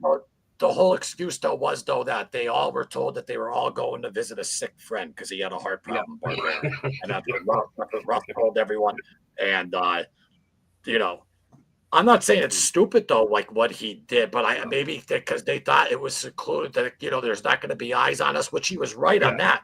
But they Yeah. shouldn't have all came in with flashy Cadillacs and Yeah. this and that. You know what I'm I know. saying? Well, I remember back in the day, I used to go up on the border of Ontario, Quebec, in a small town called New Liskeard, and I got my suit on. You know what I mean? Being the only black guy up there with a silk suit on, and like, and I wonder why I had problems with the cops. You know? Yeah. Well, that's that's a little racist on their part. Well, they don't see guys like that up there. They're all miners, right? Yeah, diamond drillers and stuff, right? Fucking Bobby. The rifle that Oswald owned was the biggest Italian garbage. And that's what I mean. To get off those shots, boom, boom. Like if you're doing one shot, okay, I'm with you on that. But he had a rookie, so he ran up 3 flights. I thought it was fine. My one buddy got one. But when you're a sniper, you got to put in wind, speed, and all that. When they change the speed, he had to do a quick adjustments. Like and he wasn't capable of that. You know what I mean? So to make a perfect shot. Why though it wasn't also in the beginning? It wasn't supposed to be the convertible top. Wasn't even supposed to. That's right. Yeah, there was a lot of stuff, especially when they turned down Elm. They had to slow down, right? So only, they didn't tell the whole world, right? So, I mean, he had to adjust very fast, right? So, Sirhan was up for parole a few years back. Is that Canada, Bobby? No, Sirhan. The one who shot Bobby Kennedy. Yeah. Oh, Bobby Kennedy. Oh, Sirhan. Okay, gotcha. Yeah, I thought I'm still thinking of the guy with the hash. Yeah, he's up for parole. Yeah, but his story, he says he doesn't even remember being there and all that, right? But from the MK Ultra, he was Jeffrey Dahmer was an MK Ultra. Like all those serial killer guys were. I never knew Jeffrey Dahmer. All I know is Whitey Bulger was 100% MK Ultra. He took it 51 times, and he thought he signed up for it once. And they were only supposed to only do it to lifers, but they did it to Whitey when Whitey was getting out at the age of like 40 years old. Well, look at the Unabomber, what they did to him. You know what I mean? Was college professor, He was MK Ultra. But why would they do that, though? Because I know and what they did. They injected them in him, and Bulger would be laying down, handcuffed, and watching. Like that, I always say the video from Metallica 1. Well, that's I forget the name of that movie though, but the guy's suffering, but like that's what they're watching. So that's what Whitey's watching. Whitey never killed anybody before when he was when he was in Atlanta, and then he tried to escape from there. Then he went to Alcatraz and all that stuff. That was for bank robbery. He never killed anybody. But when he came out, he was a vicious. They show a lot of that in that movie, The Manchurian Candidate, right? How they brainwash them like that, and then they have nightmares and they show horrific images and stuff like that. But why do it though to someone though who's not a lifer though? Like, what do they expect? Like they know that's gonna fuck his head up. He's already a dangerous criminal. He's in Alcatraz. They didn't do it in Alcatraz. I believe they did to him in Atlanta. But why though would they never? Yeah, because they did do MK Ultra in Alcatraz. So why would they do that to someone that's, I don't know, his story's just fucking crazy too. Yeah. And his brother's the president of the Senate of Massachusetts, the most powerful politician and the most powerful gangster. People won't say that now, but why did no one take a shot at Whitey back then? Everyone now is like, oh, Whitey this, Whitey that, the Whitey blah, blah, blah. Let me tell you something. Everyone was petrified of Whitey Bulger except one man, Pat Me. And that's Pat the Meade, only man that wasn't petrified of Whitey Bulger. yeah, And they were in the war together back and forth. And Pat Nee is, I would yeah, say, the most legitimate one who's still alive, who, yeah. didn't cooperate, did it whatever, did his time and is living a Mhm. nice life now. But I was at his house, and he was a gentleman. Like, you could sit down across from him and just, he's a Nice. gentleman. And he would tell me, like, Stevie and Whitey, though, they weren't able to, like, converse really, like, with, like, I heard from people who were in prison with Whitey that he could in a way, but Stephen Flemmy, he was just a sicko. That fucking guy who was Yeah, around Whitey, yeah, Stephen the Rifleman Flemmy. yeah. And Sammy the Bull came out with a thing saying that Stevie was trying to get out of that life and was afraid of Whitey and this. And that's what bothers me about this mob genre stuff, Yeah, because he's got almost a yeah, million subscribers. And maybe Stevie told him that, but then people are going to go down in history and believe that bullshit. yeah, That's not the case yeah, at all. Whitey used to yeah, laugh and be like, dude, this guy, like yeah. being like, look how crazy this fucking guy is. I'll tell you how sick all Well, these guys well, if you look that guy Larry Rolla, when they were fixing the horse races, and he describes his first meeting with Whitey Bulger, and he made him nervous just by his demeanor, just his presence, like, you know what I mean. And he wasn't a big guy, like, you know what I mean, right? So yeah, and the that same Larry thing Rolla guy, up Pocono if they Downs get up that, here. Whitey came down here too, and with yeah, Russell, and they made the deal. All right, 50-50 then afterwards. And I'm like, well, Whitey didn't have a real lot of people. Why, like, like a huge gang. Like Kevin Weeks is like, there was really only 5 or 6 hardcore yeah, members. But yeah, the thing is, though, is that he had his tentacles in fucking. I mean, he was pulling the strings on the FBI. Yeah, he was a top echelon yeah. informant, but he switched it up to where they were doing what they wanted him to Well, do. it's like our crew. We used to go like that because at 5, we started with 5, and then outside stuff come from other guys. Like, we're very resourceful, right? The same as, you know what I mean, right? And But if you've Whitey been was looking at my that. Instagram, like those people, the Westies, I've been doing like a thing on the Westies on my Instagram. The reason why Yeah, the Irish still come in your house, they'll cut your head off with a hacksaw, they'll pick you up at church. yeah, They don't care. Where like the Italians don't have rules and stuff like that. yeah, But don't get it yeah, twisted though. Everyone nowadays always says Whitey Bulger, he was feared beyond belief. And that's a yeah, fact. The only man that I know yeah, of that ever stood up to him was Pat Nee. yeah. Like, especially And when he then Pat went Nee through the actually won MK the war. Ultra, that changes your whole persona, your energy, and everything up with your mind being screwed like that, right? Oh, You and know, he was very barky, Whitey. He'd be like, "Come here, you motherfucker!" Like, he'd be like, I heard a story. He was chasing this huge meathead guy at Pat's house. I heard the story. The guy was like a yeah, big, tough guy, yeah, like huge, 250, jacked, running. Whitey had a knife like this big, and yeah, Whitey's like, "Come here, you son of a fucking bitch!" Like, he was just, he was yeah, not. Yeah, he was fucking nuts, dude. He was a scary yeah. individual. Well, just like ex-veterans when they come back from war, they're pumped up, high. You know what I mean? High Yeah, octane, man.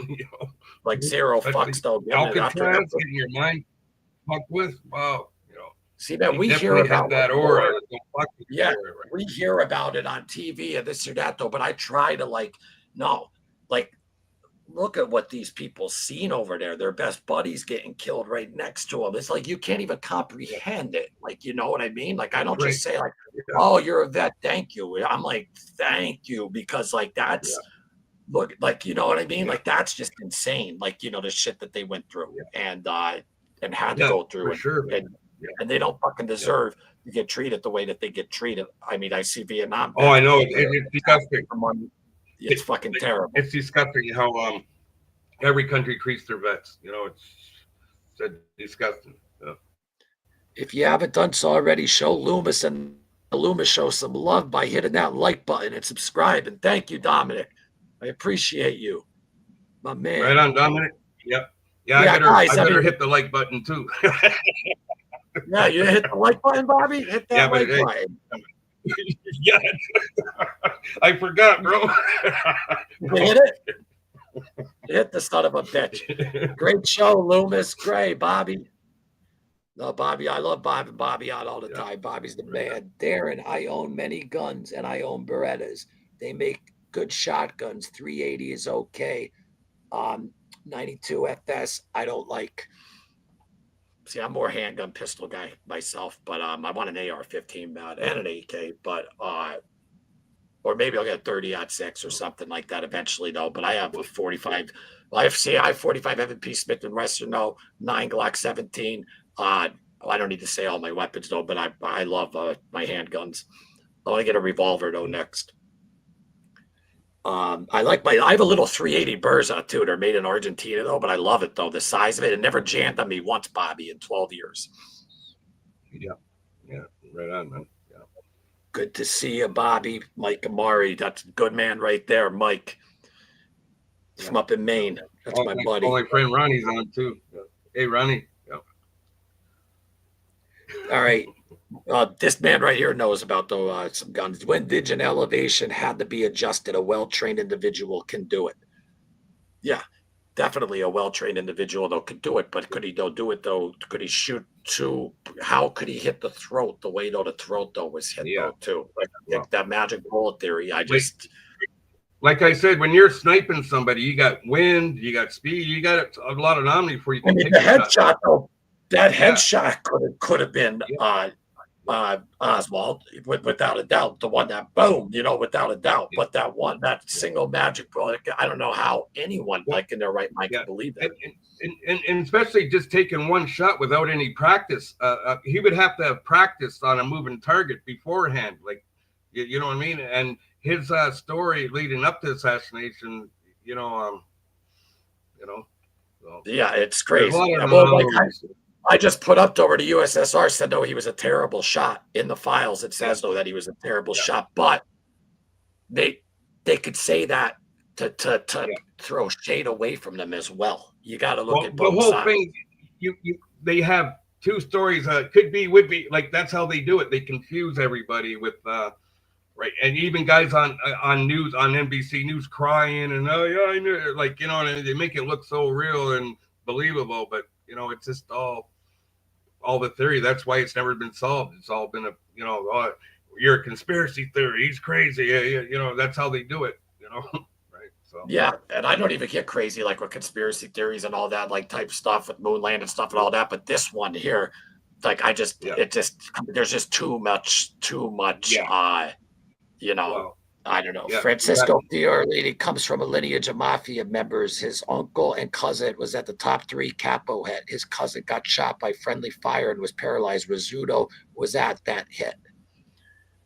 Was that the that's not the captain hit you're talking about, right, Carmine? Because what did he say, Bobby Rizzuto? He's like, I was just checking the door, or I was just yeah. Well, I think they went there under the guise of a wedding too, if I'm not mistaken. I really didn't know the scope of a man like that at that young either, right? So, right, yeah. you know what I mean? Like, I don't think Fleming gave a fuck. No, Fleming don't give a flying fuck, and he wasn't afraid. He wasn't trying to get away from Bolger. And Fleming's the one says in John Monterano's book, John Monterano, who was Bolger's main hitman, that would go out to Oklahoma, where he killed Roger Wheeler and all that. He has 20 bodies or 21 bodies. He's out in the streets now. He says that Stevie's the one that killed the women and not Whitey. Yeah. So, and those were Stevie's girls. One was his stepdaughter, who he was actually fondling with, and the other one, Debbie Davis, R.I.P. to her as well, because she still has family. They have family still out there. That's why it's a touchy subject. But beautiful woman, was his girlfriend, and she was seeing someone else, and he couldn't handle it. But I don't know if they say Whitey did. Some say Whitey strangled her. Others they said Stevie though put a rope though around and got the stick and just went like this, like a garrote. Wow. Terrible, man.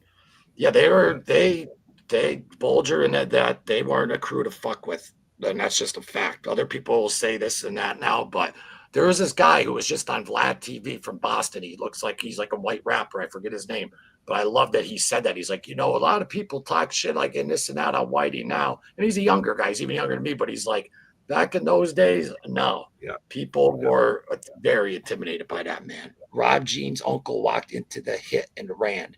They called Curly Lino. Yeah, I don't know that one, Carmine. I'll have to look into that. Yeah. I'm more well-versed on around here with Buffalino stuff, South Boston.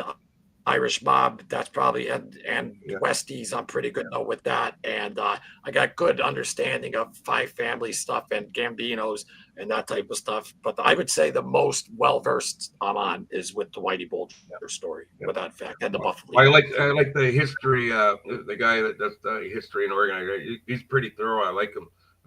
I watched, he does good documentaries. I like that. No, CJ's the man. Joe Buffalino watched the one that he did on Russell, and he liked it a lot. Yeah. Some people complain because his editing. Like I put a comment once. I said, "When did you go on your channel, bud, and do all this?" I know. People with where's their, that's why I should have fucking said what I said to that John, and that was stupid on my part. I thought it was someone else at first, but that's not an excuse. I did bark at him a little hard, but he was just, but I mean, he started, I was talking for 3 minutes and he's like, you don't know what you're you sound like you don't know what you're talking about. So I just thought it was someone that's coming in, but I shouldn't have. Anyway, my point though being is, well, I say that to other people. If you don't, where's your show? Like, where's your face? And I'm not talking about John here. I'm talking just in general with people who bark. Where's your content with editing? Editing hard, man.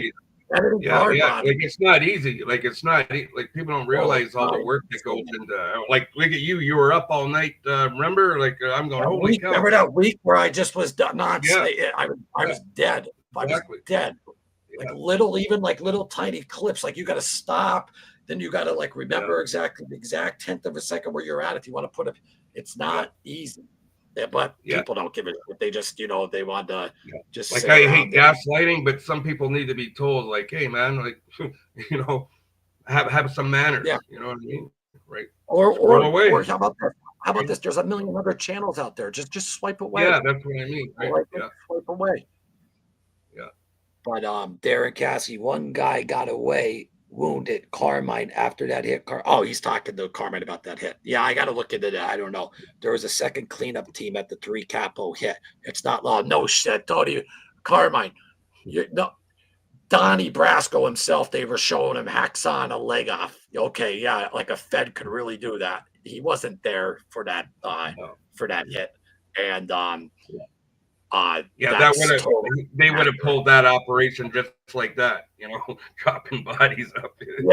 But they show him though, like getting sick, like cutting someone's like leg off and stuff like that. No, that movie very accurate. And Sonny Black. You got to realize that's Hollywood. How many times has Hollywood really, Hollywooded a good story? You know what I mean? Right? Well, exactly too. And at the end though, where they're like lefties leaving his bracelet and all that, that was Sonny Black. And let me tell you something about Sonny Black. I'm talking about they're like a man's man, a real gangster. He knew. He knew. And that's why when they found him, his hand was chopped off for shaking hands with. But he knew. And they shot him, Bobby. And he goes, but he was still alive. He's like, make it fucking count. Like that's what he said to him. Exactly, They killed him. Like he went to the meeting knowing he was going to get killed. Yeah, he left his ring. He goes, I'm probably not coming back. He knew, right? When he to the park, and then boom, and went, and that's. Right. I don't care. How many guys can you say did that? Like not too many. Well, a bunch of people behind the internet though will be like, well, that was the call. He added. Okay, let me see you do that, tough guy. He could have went to the FBI. He had he could have done a lot of things. He could have just ran. They didn't even try to run or nothing. He went. Yeah, he was true blue to the family, right? Yeah, he was like another John Gotti. Even though John Gotti, say what you want about how flashy was or whatever, he was Cosa Nostra till the end. The priest came in for the last rites and he's like, get the fuck out of here. Yeah. Like, like he lived it to the end. And that's just a fact. Here's my man Ron. Yeah. Hey Bobby, hey, Ronnie. I knew you had something to do with JFK LMF.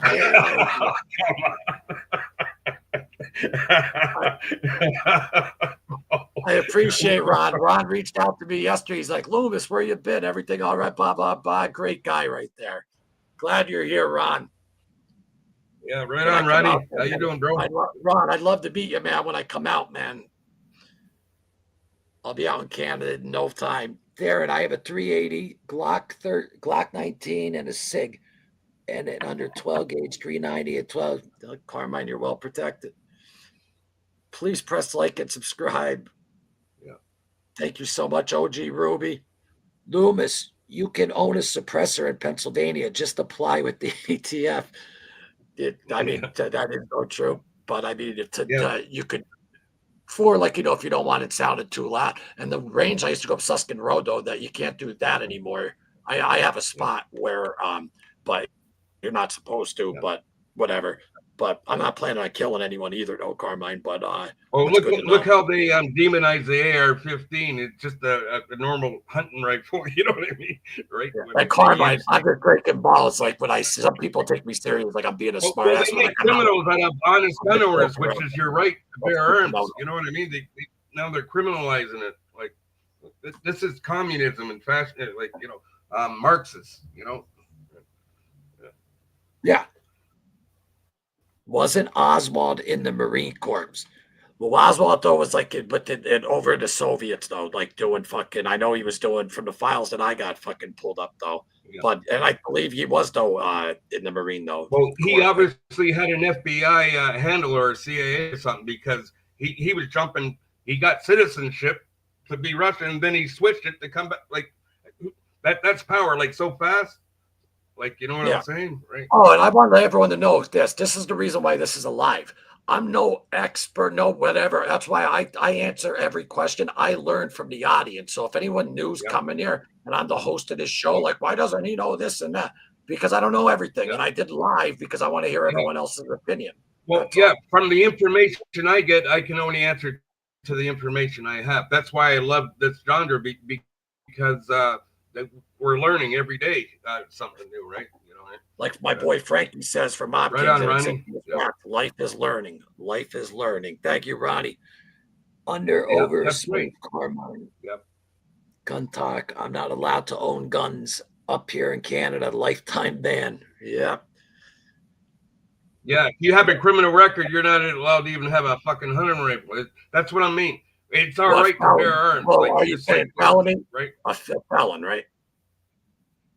Yeah, You're saying yeah. It's felon, right? crazy how they. Yeah, Canada, same as here. Yeah. yeah. Doesn't mean that you can't still have one around. No, no, I just kidding. Not supposed to. Darren Francisco Fiordini's cousin got hit and paralyzed, and Curly Lino ran. Was Curly Lino related to Eddie Lino? Eddie Lino, he was another nut. He's the one that he got killed by the mafia cops. Yeah. Making a movie on that Oh, now, yeah, but what a pair those two were, eh? Wow, oh my god, mafia yeah. cops. Wow. How they got They're just pinched. oh yeah, they did. Stephen Caracapra and it was Stephen Caracapra and who the hell was the big guy's name? Someone in the comments help me out. Oh, it's gonna kill my head. Steve Caracapra. How do I remember that one? Because that name's hard to remember. And Louis Eppolito. Louis Eppolito. Yeah. All right, Sonny Black was my favorite gangster. He took it like a man. That's what I was just saying, man. I mean, Yeah. he showed up there knowing, and it didn't run. After they shot him, they didn't kill him. He goes, make sure next time you don't miss.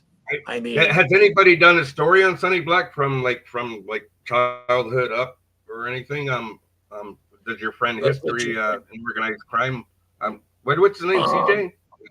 CJ. I wonder if he he would does probably. more. CJ does more back in the day, like Russell Buffalino, Santo Trafficante, Right. Yeah. Carlo Marcello type stuff. Yeah. Which is great, and he does. I mean, the man works his ass off. Yeah. Like all your friends that have channels, the New York guy, brilliant. Like NYC wow. Crime Spot. Oh, Frank Fiordione. He's with Brett now. Okay, wait. Now I got to get back up to where Carmine's at, because ever since you just said that, Frank Fiordione has a cousin called Peter Calabro that shot and killed Wild Bill Catola. Wild Bill Catola, though, he was another real gang. I mean, he was another real one. And that story's fucked up. What happened though with him though? The Columbos though were just. Talk to his son. I actually talk to his son sometimes. Billy. Yeah. What a story he's got. Right? Yeah, I talked to Billy when I first came out on this scene and stuff like that. because I defended him because Lee Cole at the time had him on his show. And then a week later, they were like making fun of him and this and that. I'm like, well, why do you have him on it? I know that was that very bad taste. Bobby, when I came on the scene, you should have seen it. Yeah. I came on the scene and I was like, fuck all you motherfuckers. There's a new sheriff and fucking I didn't give a fuck. I don't because here's how it all happened. So I had my problem with addiction. And I was watching all these shows and I'm like, that's not right. That's not right. And I was sick of just leaving comments. So I didn't have the confidence to get in front of the camera because I was using at the time. So over 3.5 years ago, I stopped using. And then I was like, all right, it's time to come on and at least, and I came out like this little spitball. When I watch channels and I see somebody come on there, like on, on any of your friends' channel and they start criticizing, I right away, I was like, who the fuck are you, bud? Like, even though I shouldn't gaslight it because I'm sure they're used to it. I'm learning being on here as we go, but there's some people just, I don't know. They'll never go away, though. They'll never go away. Yeah, exactly. Right. So. Lee Cole. Eppolito, though, you had, though. Yeah, I finally got it. I can't believe I remembered Carrot Kappa over Eppolito. Eddie Lito and Curly are first cousins. Thank you, Carmine. Carmine, man, you know your stuff. You should come on the show sometime, buddy. You got the doors open for you anytime. Canada should become our state. Then you can own guns. Well, no, not if they're felons. Yeah. I can't even have a BB gun. Bobby, and I don't want to say anything about Ron. And I'm a threat to national security in America. I'm a threat to national security. You can't even come over here. I got to go fucking see him now. So, Lee Cole. Oh yeah, he came on my show too, and we had a debate, and I think I ripped him apart. I don't like the way he does things at Lee Cole. Then sometimes. Listen, let me tell you something right now. It's all staged. When Gene Borello was on, he broke it down, and this is the truth. And people say, about Gene, this and that, whatever. I'm just an interviewer. Okay, cooperate, whatever. My point being is he's right about this.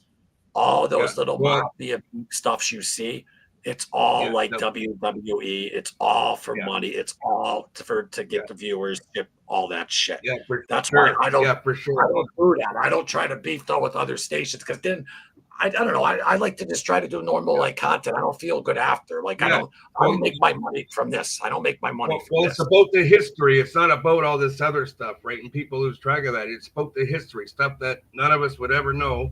You know what I mean, right? Like I said, I got pinked on twice. I'm not, you know what I mean, right? Yeah, no, I hear you, Bobby. Brittany says bottom feeders. Look at Cole's a wheeze. Whatever happened to him? What happened to Lee? Where are you at, Lee? Where are you at? Yeah, whatever happened to Lee? Maybe he got by somebody. Dude, he pulled up on Sammy.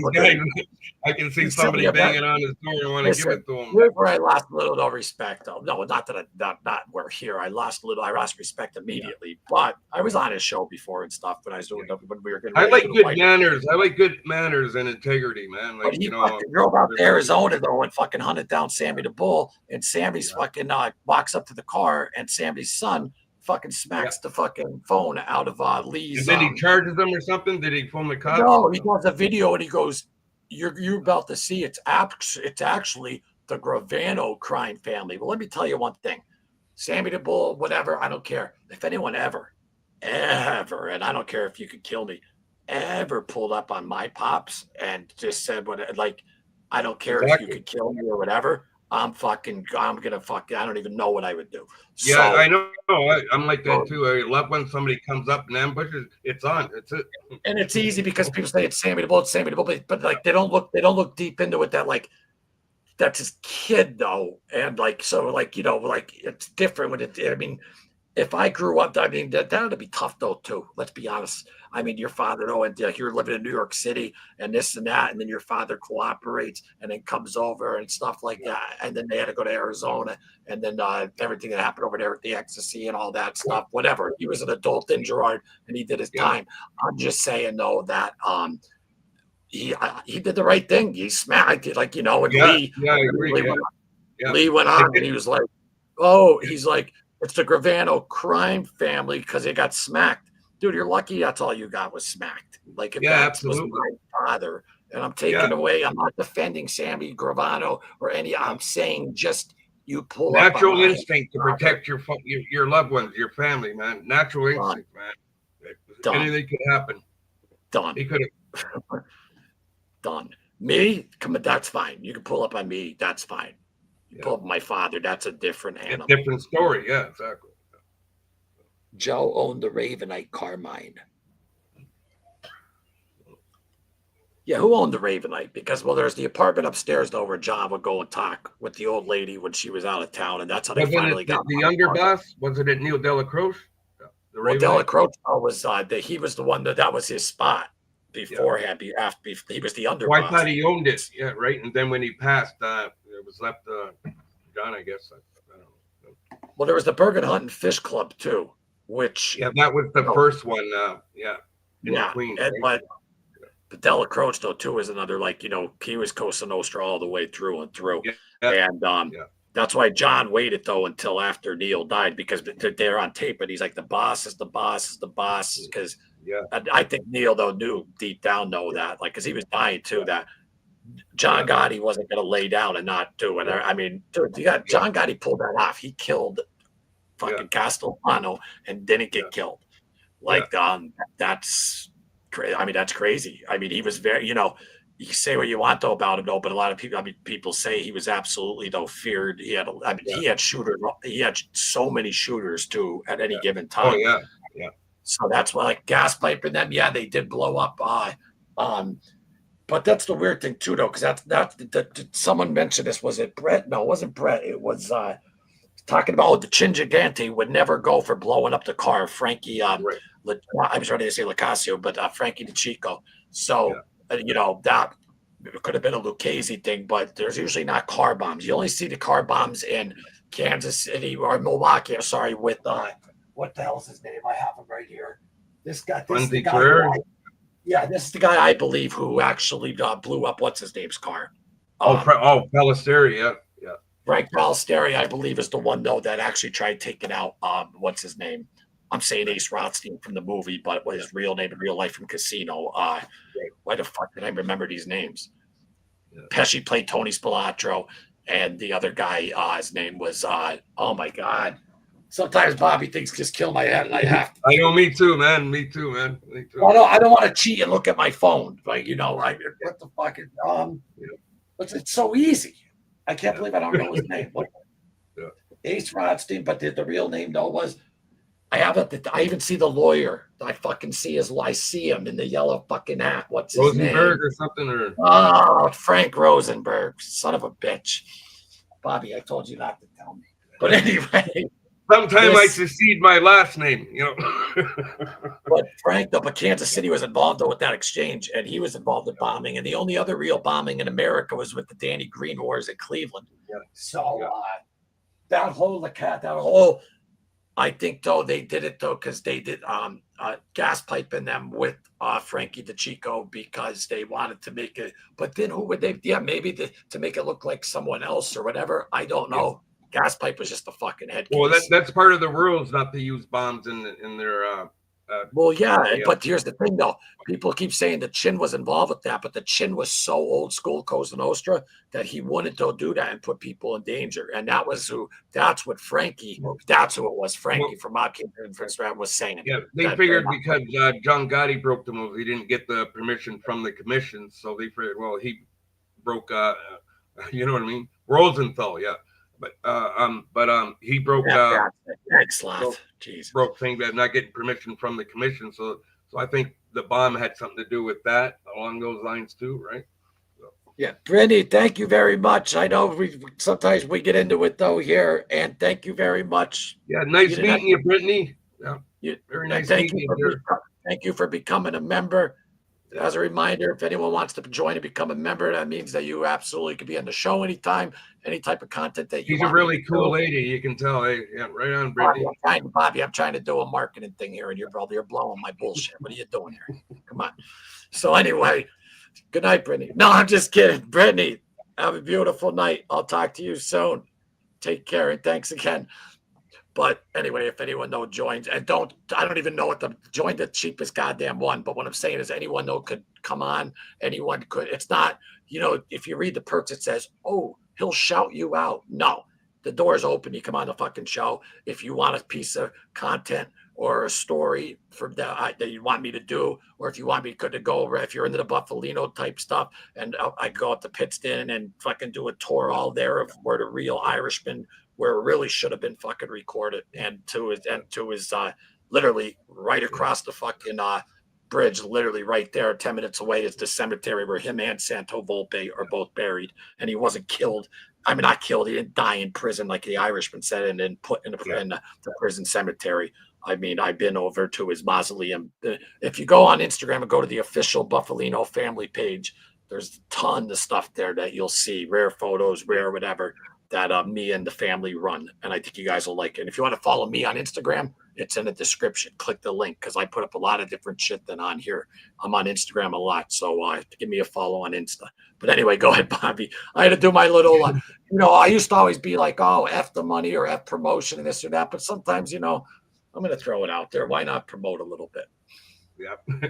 Yeah. yeah. No, what I came to realize too is that the Midwest families were the power in Vegas, Chicago, Milwaukee, Kansas City, right?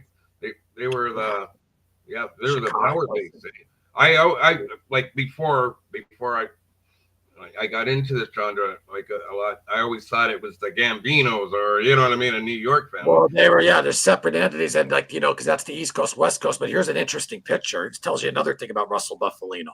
There's Sam Giancana on the left, Russell Buffalino in the middle, and Dave Estico's father on the right, and James, who's our actual director of the project we're doing, that's his mother in the swimming pool right behind him. From the, and then if anyone don't know, James Estico, who they call Dave Estico, was the underboss around here with Russell. But there's Russell with Chicago right there with Sam Giancana. Wow. Nice. Russell wasn't just Pittston Mafia. This man was, and which blew our minds. Growing up like Wise, it was like, okay, this guy's connected, whatever. But then when you really found out who he was, it was like, holy fuck! Like he, sat in for like the Genovese. They would call him in like an elder statesman. He was extremely powerful. Like they say, the one thing they say in The Irishman, that's right. All roads led to Russ. They did. They really did. Did you ever do it like go through the movie, The Irishman, and what you know now? Like, did you ever? Yeah, because I'll get copyrighted. Yeah. Oh. I'd love to till I play it, and I don't want to say. I'm not going to say certain stuff though because of whatever. But there's a couple of names in there that nobody ever heard about. That, right. Like that, it actually makes you wonder if, like, wait a minute, did Frank though, dude? Because I knew this guy goes so and so, not coming from me, coming from a friend of mine. So it's, you don't know. Yeah, I get it. But the guy I'm talking about, though, so old school that even like these people are dead, he still won't even like talk about them. You know what I'm talking about. Yeah. And he's like, why do I want to talk about dead people? They're dead. I don't talk about dead people. I talk to some about someone who's alive. And that's him. You know who I'm talking about. Yep. Chris Akili, what's up, my good friend? How are you? Great to see you, my friend. Joe, have a lot of stuff going on in Staten Island. Carmine. Oh, yeah, that's you guys talk back. Darren, which Joe? The cat. Joe the cat. Oh, I'll be right back. Yep. All right. Buffalo Bills just picked up Joey Bosa. Who is Tony Accardo? Yes, Tony Accardo's grandson. I remember when he first hit the scene and they were asking him about that, and they were all like, like a guilt by association thing or whatever, though. But I don't know. No matter what, family's family. I personally think the player should have been like, yeah, that was my fucking grandfather, and fucking whatever. Don't be embarrassed about it. Like, that was your grandpa, it was your family, But you're absolutely correct on that. And Tony Accardo, talk about another one who is extremely, though, powerful. But this is the baffling picture, though, to me right here, because you don't always see a lot of Chicago guys, though, with that's why Russ wasn't even East Coast. Like, Russ was, I just think, everything. Like, he wasn't just like East Coast. He had dealings with every single family that it's out there, and definitely was involved with the Teamsters up with Vegas. He was Hoffa's main guy, all that stuff. So, and that movie, what pissed off all the locals around here. If you ever read the book, I Heard You Paint Houses, it's all about around here. And they were scouting locations back in 2005 around here when they should have done the movie before the de-aging. So if you read about Medico Industries, I worked there. It's right up the road where Russ, you'll find, well, once I get everything out there, you guys will understand. Buffalino had a lot of, extremely a lot of power. And the funny thing is, like a lot of people online, though, you always see now, and my good friend John Shar, shout out to you for the book, are saying like, a lot of people are throwing out all this stuff like about him now and stuff. Nobody even knew about him at all. Until the Irishman comes out and everyone's like this and that, blah blah blah. The guy literally lived 10 Yeah, I minutes never heard of him before until the Irishman, right? Yeah. Well, yeah, no, you could. The guy lived 10 minutes away from me, and his family's fucking fantastic. They're great people. Yeah. Shout out to Joe Buffalino, Donna, Christina, love yous. But let me see. That was Joe Pesci's best acting job playing Buffalo. You know what? I'm not even being like biased, and why would I even be biased about that anyway? But my point is, I was shocked because I thought Pesci was going to play Hoffa at first because, like the smaller, kind of stocky, fiery type. But to see him subdued like that, and you got to admit, every time Pesci was on screen in that movie, it was like he was incredible. And even, Joe, even it's Joe. Joe was like, he did a phenomenal job. Job. Yeah, I'd like to get his perspective on that whole thing. Yeah, he third. What's the line? I put it up. Russell's line. There's a line. It's not from the movie, but just a line Russell Buffalino would always say. Where is it? I have it right. I put it up on a thing. Oh, yeah. The impossible we can do. Miracles take a little longer. Russell Buffalino. That was like a line that he would always say. That's not like from a movie or anything or a book, but that's just, something that, meaning like, the guy could pretty much, though, was able to pull off fucking anything. Look who it is. When we going to make the movie? Hello, hey, Joe. What's up, Joe? Oh, hey. Wow, that's cool, Joe. Man. Wow. I didn't even want to even say, though, Joe, like, because I know you're old school and stuff, but the movie's already documentary, but you want to go movie style, we could fucking do that. We could do fucking whatever, my man. But thanks for being here, Joe. I didn't even realize that you were here. But I love that line. I love the line, though. Joe's the one that told me that line. The the impossible we can do. Miracles take a little longer. Russell Buffalino. Yeah. And then got right here. Joe's pop. A lot of those men were highly intelligent, eh? Yeah. Wow. That's Joe. That's Joe's father, Angelo, who was with Russ since the beginning, way back. Yeah. Oh yeah, that's why it's laughable though. And I don't know, Joe, if you don't mind me saying this, but like Russ wasn't just like in charge of like Pittston. Let's just put it that way. I mean, it's pretty laughable. Yeah.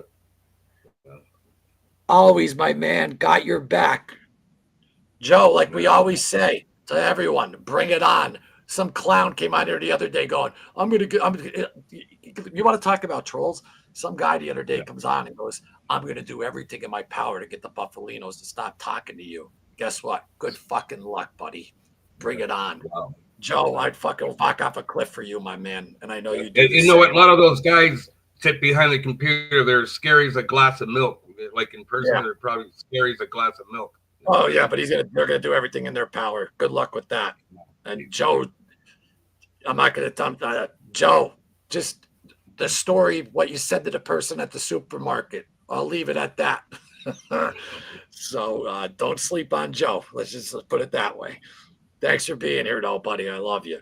And my old man, though, really did appreciate that gift. Thanks, Joe. I was just over at Joe's on Sunday. Joe and Donna's up in Pittston. Great people. Soretti, Loomis, what's up? What's up, Soretti? Great to see you. Didn't Russell have part of Buffalo as well? Oh, yeah, he was up in Buffalo a lot. Yeah, and that's like where he met Carrie, his wife, up in Buffalo. Yeah. No problem. Thanks, Joe. Right on, Joe. Yeah, that was cool, man. Tough guys, LOL, right there. And no, it's just, but could you imagine, though?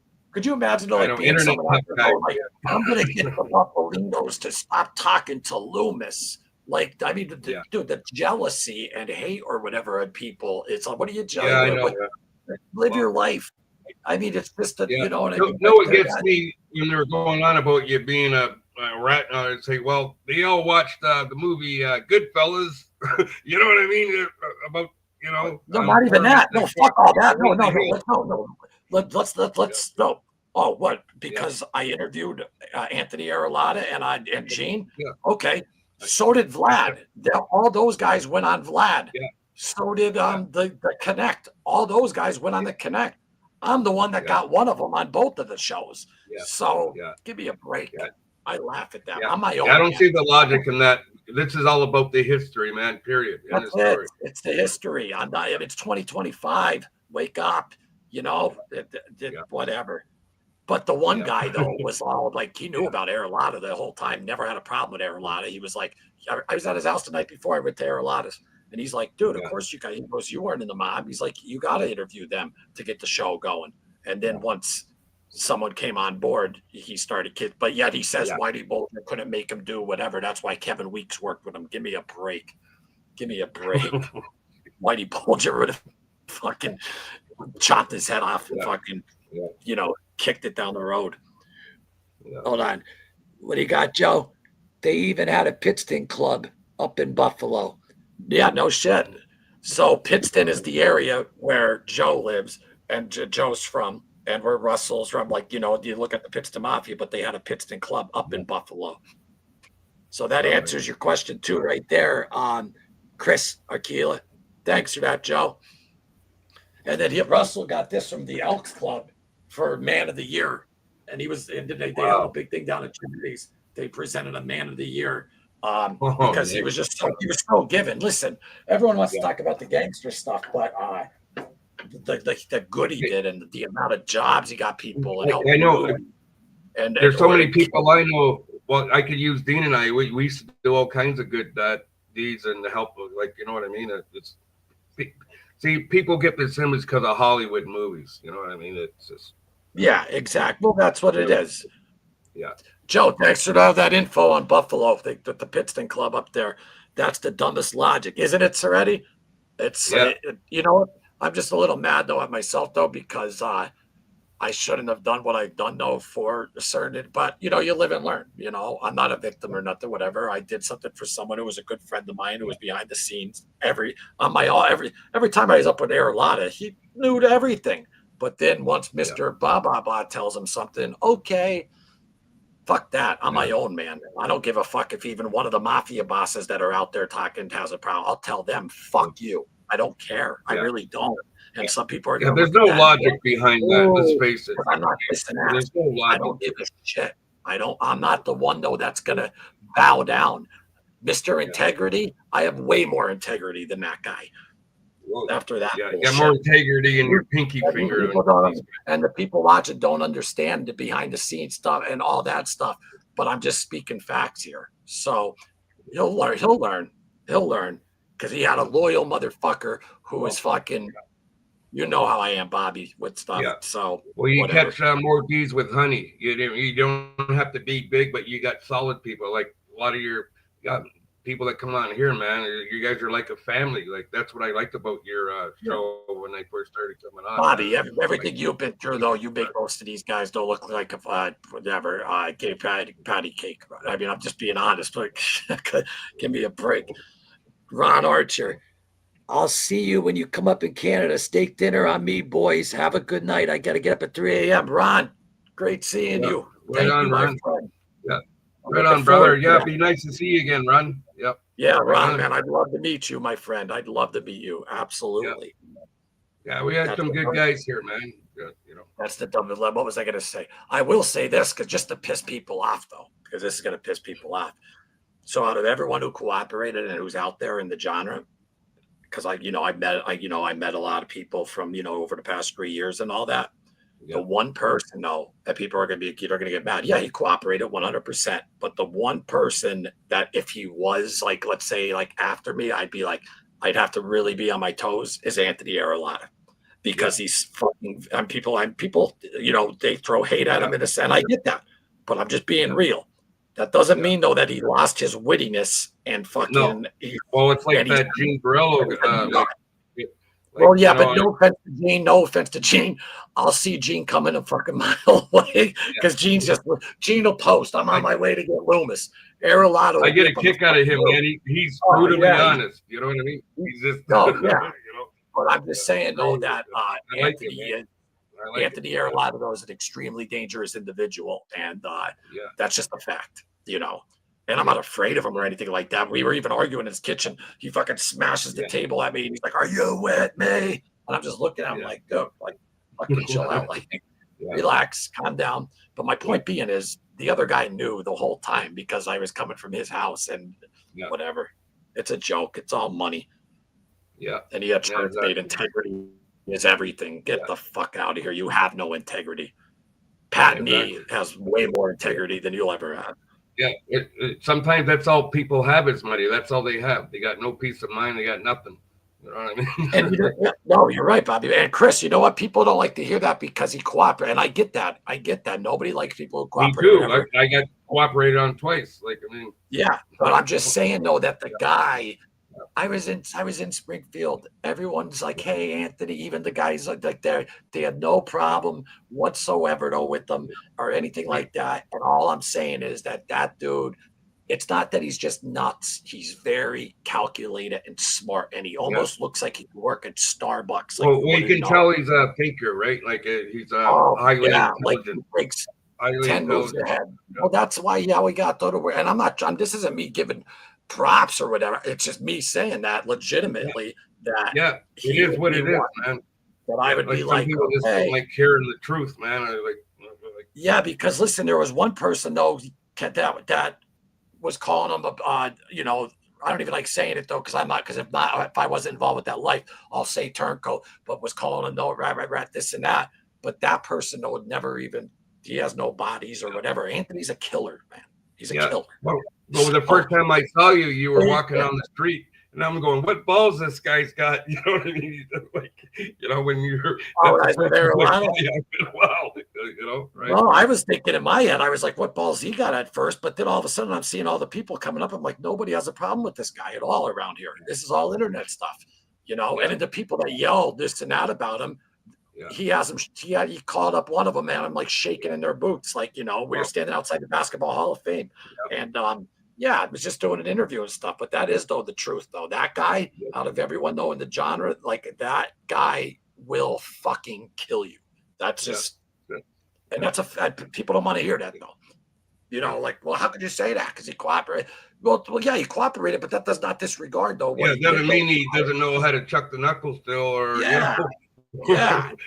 So he's just out of everyone that I've seen, he would be the one that if I knew, like, hey, Aerolot is coming after you, I would, not that I'd be scared because no man, is going to make me, but I would be on high fucking alert. High alert, yeah, for sure. Right. Like high alert, yeah, without a doubt. How long ago this live been on? Annette Woods, how are you? We have fun here. Hey, Annette. Hey, Annette. I love this lady. We've been on. So actually, it's only been on. What time did I start? Was it? Oh, it was 8:05. 2.5. Oh, I have the timer right here. 2 hours, 28 minutes. Let's see this. I walked with Jimmy Calandra down Mulberry Street in Little Italy. Nobody said a word to him.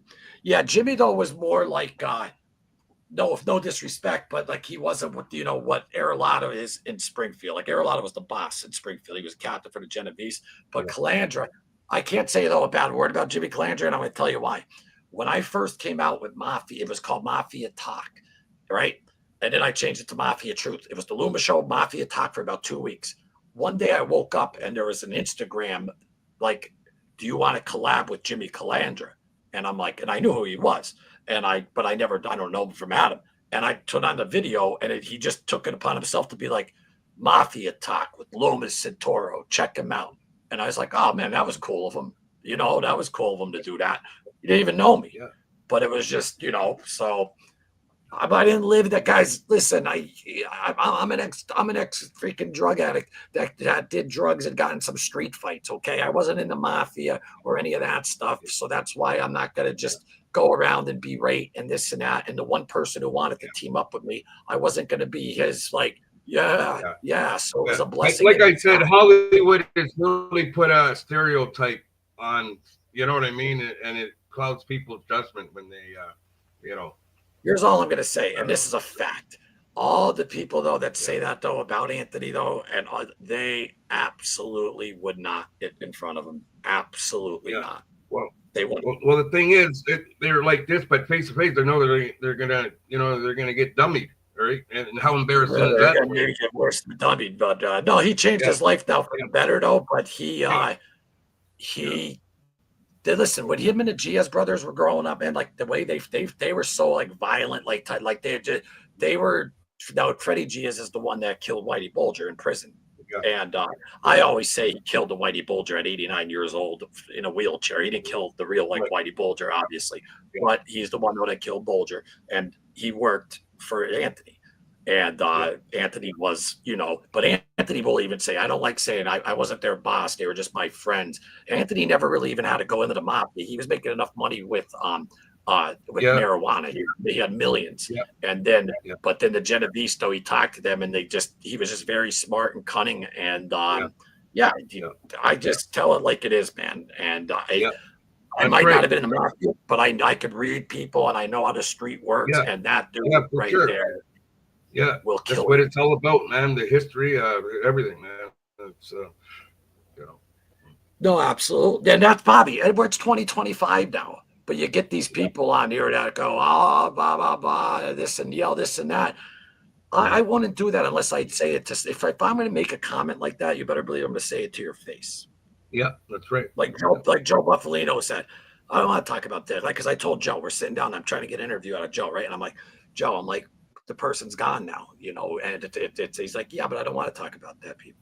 Let Yeah, them rest in peace. I'll talk about people who yeah, are alive. I'll say yeah, something in their fucking face, yeah, So I yeah, respect that, yeah, yeah, big time. Soretti, Jimmy walks around Brooklyn and nobody says anything. Yeah, I mean, now that Tommy's out, Tommy from the Bath Ave crew. What's his last name, guys? Reynolds, Tommy Reynolds, is it? Tommy Reynolds, yes. Yeah, And yeah, that's a crazy story with what well, yeah, happened there.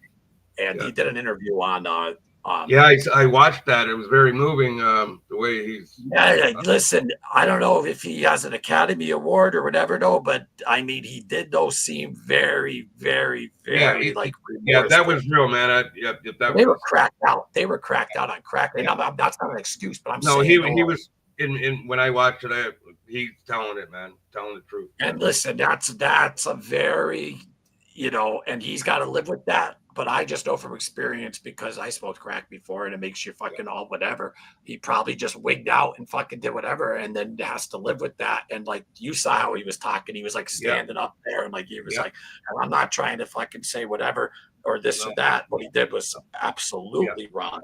yeah, But at the same time, though, I'm just saying I believe that he's genuinely sorry yeah. for it. Me too. Like, Yeah, yeah. I believe it too. Yeah, yeah. I know a little something about that kind of stuff, and Darren, we are in the 90s though now. wait. What did I miss? well, What? are they Oh, both from the UK? Yeah, and that. Hey, Darren, are you from London or anything? Darren London is a dumb. Wait, what did I miss? Soretti, nobody is around anymore. He took out a fucking Genovese captain. Yes, he did. You're talking about Arolada. Yeah, He came there. He also fucking came down and fucking. I mean, it's already public knowledge, dude. Like they thought though that the one guy's dead. He killed him with the fucking shovel. Like, oh, that's a different type of killing than shooting. yeah, Like, and people, listen, nobody likes turncoat. That's I'm just saying, when you got these guys who were never even in a goddamn fucking I don't even know the word I'm looking for, fucking street tiny little clique yelling all okay, that type of shit. I'm just right, saying, like, I was there. I was there. For a whole entire week. I was at the guy's fucking house. I see how it operates out there. and Yeah. it's totally different than what you would think from what you see on YouTube. Right. Let's put it that way. And Yeah. he don't hide. He goes right to the gym, walks in wherever he wants to walk in, whatever. No, Yeah. so that's just a fact. And he treated me good. He did. He let you know. He gave me an interview. He gave me the walk and talk. He fucking, he doesn't know me from Adam. And he fucking, Yeah. so I was in the mob and this and that. And but I'm telling you, someone did a thing on him. And I'm just saying that the one somebody I'm not going to say his name because everyone kisses ass, but that one somebody is, lucky I'm sure that he always has a bunch of people around him. But Anthony would I would chew him up. He would. Yeah. Yeah. Loomis, Lefty knows there a lot of well. Yeah, he does. I know. And that, I don't want to get into that, but Lefty would need free. Well, you know what? I can't put Lefty down because that was me at a time, though. But where he's falling asleep in a hotel room, leaving lives on for. So someone came up to me in Bugs. I forget the exact name of the cigar place. Someone who likes Anthony, and he's like, "What is he doing though? Like with Lefty?" But that's one thing though about Anthony. He doesn't like pick and choose. Like he's nice and cool though with everyone. So, Yeah. But Lefty though definitely was around there a lot. Absolutely, yeah. What's going on with Lefty anyway? I've always said he killed the shell of Whitey Bulger. Oh yeah, without a doubt. Without a doubt. Yeah. Dude, look, listen, if I say dude again, smash me in the face. I fucking hate that. But anyway, the guy was sitting down like this, 89 years old in a wheelchair with his back to the fucking bed like this. If you got Whitey back in the fucking early 90s, like mid 80 Whitey, mid 70 Whitey, no, it's a different animal. And he did it for the cred. And Anthony even says that. He's like, they did it for the cred. But the Giaz brothers are not, don't get me wrong. And the other brother, Ty, he still fucking swing on you in fucking seconds, though. Like, he don't fuck around. But there's a phone footage out there of Ty going like when they were allowed to cooperate. And but Anthony though wasn't the first one to cooperate though. Someone cooperated on Freddie, and then it was already all over. And then when Anthony cooperated, there's a phone call with Ty talking to Freddie, and he's going, well, I'm going to enjoy my family. I'm not going to cry like some crybaby fucks. I don't got much time left. So you got to I'll give those guys credit. I mean, they went in, they're doing their time. And now Freddie's in where he's in, I think Colorado now, where what's it called? Where you're on lockdown after killing Bulger. He's done like 23-hour fucking, he was in Hazleton, which is a fucking terrible fucking prison in itself anyway. And how do you fuck up and put the fucking number one most notorious criminal in the country in that prison? I know. It makes no sense. Like, I think, bro, a lot of theories are Whitey wanted to go there. I heard from people who I still talk to in prison, and Whitey's like, well, he was fed up. They were saying that the guards were punishing because he said something nasty to one of the female guards. Let me tell you something. I have Chip Janis, who was in there with them, and I have a bunch of video footage that will be out in the future. And one of the females, this is when he was in Tucson, Arizona. She was asking him for autographs and everything like that. She lost her job and everything like that. But he would give guards a hard fucking time. And then he was wiping cream on his legs because he couldn't walk good. And then they came out with a big report that he was jacking off or some weird shit like that. So Whitey was a very barky guy. No one wanted to bunk with Whitey because from the they say from the MK Ultra, he had he'd scream in the middle of the night. Yeah. And the craziest thing though is that I found out from two sources, and Chip is one of them, and it's on his memoirs. The only one out of everyone in South Boston, though, that he, I thought it was just a respecting, though, but that he likes and respect it is Pat Nee. Because Pat was the only one, though, that would have the balls to fucking, Pat and him used to run after each other in the fucking town, shooting at each other, right before everything. Pat was with the Mullen gang, and Whitey was on the other side, and the Mullins were winning, but then they came to a truce, and then Whitey, though, eventually, became boss. Pat went away. He had to do time, because he was working at the dig. They called it the Big Dig in Boston, but he went away for an armored car heist. You got to get the book of Criminal and an Irishman, Pat Nee's book. It's a great book. Kevin Weeks. Yeah, I like to do it. Yeah, I like to read that. Sure. Yep. Lefty. Anthony has always had my back, even after I told him to distance himself from me. for his sake, and he said never. Always has the underdog's back. I'm doing a lot better now, Loomis. Thanks for the concern. Nice. Good for you, Lefty. And if you heard me out, I said I don't want to like say this because I was in that same position you were, my friend. So I'm glad to hear that you're doing better. For real. I genuinely am. Yeah. And I'm just trying to explain though to these people that he's fucking like nuts.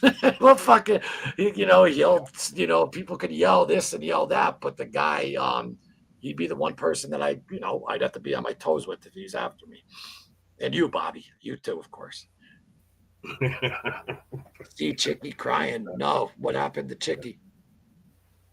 No, now you guys are gonna get all these guys after me now on the thing. Chicky, I have no problem with Chicky, but oh, are you talking about the phone call? Whatever. Yeah, I was there for that. But Chicky though, also though, hey, he does have some balls. I'll give him credit. Yeah, it's all good. Thank you, Lefty. I'm not even gonna get into that story though, but no, I have no problem though with Chicky. But he kind of he dick rides though. Certain people though. When I was running on John's Instagram and stuff, just whatever. It is what it is. Yeah. You don't do that. Wait. What are you talking about, buddy? What do you mean you don't do that?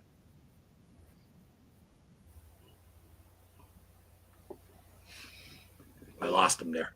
Oh. Yeah. Yep. I mean, we're probably almost going to wrap it up. Yeah. I got to hit the pill. I got to get up at 4 a.m. myself. Man, I'm starting to die now. Yeah. Right. Just like to say to everybody, guys that I didn't know, very nice to meet you all. Very cool guys, man. And I'll see you again. I'll call you. Well, give me a call anytime tomorrow, bud. And, tomorrow. Yeah, we'll definitely be in contact tomorrow, Bob. Thanks for having me on. Yeah. Anytime, my man. Thank you so much for coming on, buddy. Yeah, you're welcome. All right, good night, everyone. Right on, man. Bobby Bright. It's my man right there. Great guy right there. A real one out in Canada. If you want to see his life story, which is fucking, you learn a lot about the Canada criminal underworld that he was involved though with. It's called the Hard Life with Bobby Bright in the video section. And then we did almost, I think, over 16 hours of like interview footage on lives and stuff to get. Now it's over 20 probably. But Lefty, keep fighting that good fight, my man. And if you ever need to speak to anyone, my Instagram is inside the description. I think my email is whatever. Hit me up. I'm happy to hear that. I'm not going to fucking judge you. And I was the fucking same way, my man. And don't listen to fucking anyone. That's your past. We all have a fucking past. And they like to go to that, though. They like to just go to that. Oh, well, you're a junkie or you're this or yeah. Keyword was, not now. So keep moving forward, my man. Proud of you.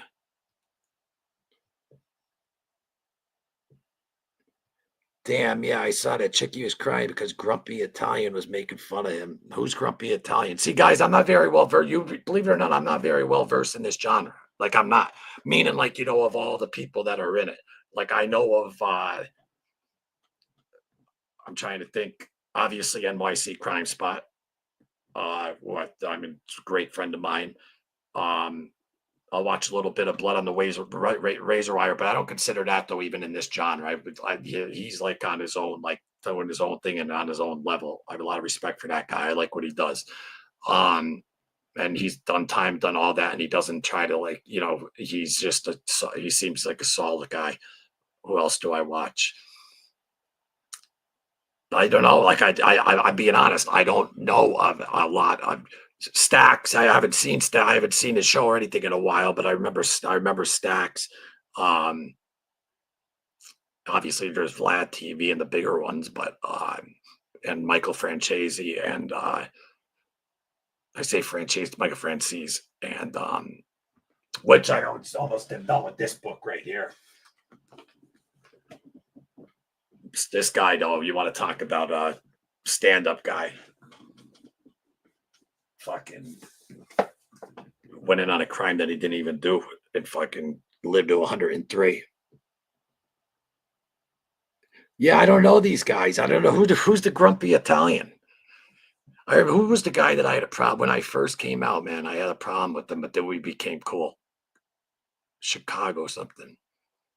Chicago Muscle. That was years ago. And he like did like a show like making fun of me when I first came out, and then like I did like when I was like first getting sober and nuts, and I was like threatening like fuck it, whatever. But then he was cool though. He actually apologized to me and the woman I was with at the time, and then it was over with. But yeah, I don't know. I don't know. Maybe I'm just drawing blanks, but I don't watch a lot of thanks, Bobby from Dominic. Dominic, thank you for still being here. Grumpy Italian has a channel. Oh, who's the guy though? Too the other one though that I saw him though. He was in an ambulance. Oh, Fatball Sicily. That's another one. I know that name. Obviously the mob guys, but not any of them really have channels. Like John A. Light has a channel. Um, who else has a channel? Anthony. No, Anthony doesn't have a channel. Michael, Sammy, obviously.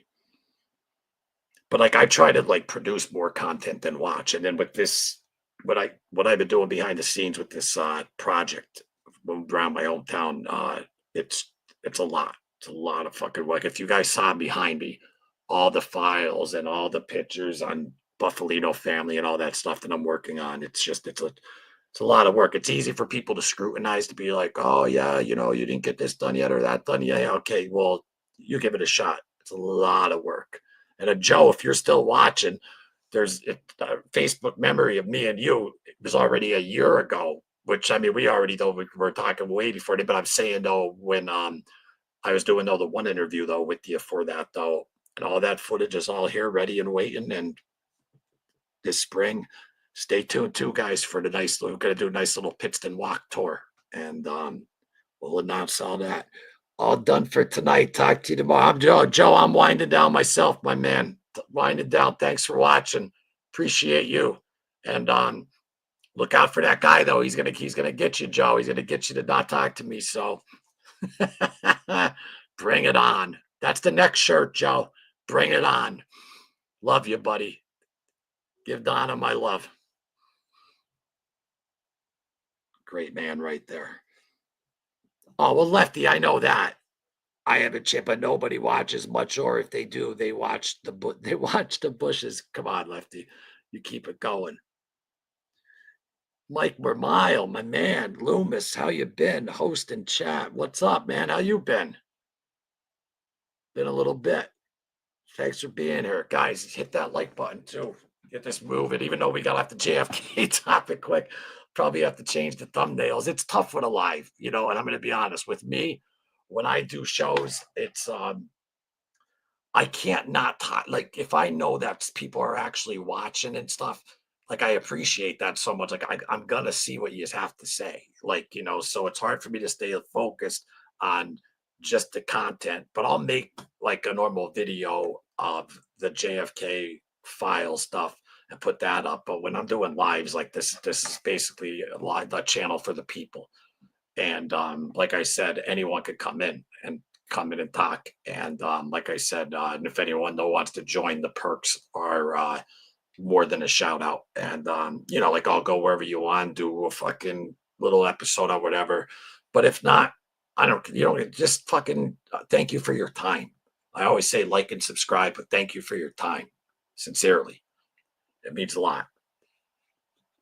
I used to always think people were such douchebags for wearing sunglasses, but now I know why. When you have the sun in your face, I have a 24-inch fucking light right in my face. So, and these are Joe Pesci brand. Give a shout out to Badaz Glass sunglasses. I actually did a commercial for them. Badaz Glass, Joe Pesci's brand. From he got these, and I figured out since doing a story on Russ and stuff, it's a perfect pair because they're from. He got the idea from he was getting compliments on The Irishman and for his glasses, so he wanted to make a pair of sunglasses like that that look a little different though, and they're just I don't know, but I like them a lot, and I just like the fact that they come from like Russell Buffalino in a way, and like that's my area, that's my neighborhood. They're my fucking good friends, so what better? Mark Mile. Funny how. All right, guys, listen. Where are we at? 2 hours and 50 minutes. I'm one of those guys though who likes to let's get it going for 3 hours. Someone talk some shit or something, call me an asshole or something. Let's keep this going for 10 minutes. But anyway, JFK assassination. The files, over 80,000. The ones that struck me the most that so far, and maybe they were even out before, I don't know. But I told that John, I still feel I should have fucking been like that, is on this gentleman right here, where it's just pretty incredible that the day after the assassination, Gary Underhill left Washington in a hurry late in the evening. He showed up at the home of friends in New Jersey. He was very agitated. A small clique within the CIA was responsible for the assassination. He confided. So that's what he's basically all saying, guys, right? And then it goes into wait, where's it at? And then it goes into the friends from Underhill visited say he was sober but badly shook. They say he attributed it to the Kennedy murder to CIA clique, which was carrying on a lucrative racketing, gun running, narcotics, and other contraband and manipulating politics. So, right. But then the verdict of suicide in Underhill's death is by no means convincing. His body was found by a writing collaborator, Asher Burns of the New Republic. He had been shot behind the left ear and an automatic pistol was under his left side. Odd, says Brines, because Underhill was right handed. So, first off, when you're going to have off yourself, I mean, boom, boom. I mean, I'm not saying that would probably be the way, like behind the ear, but not only that, he did it this way.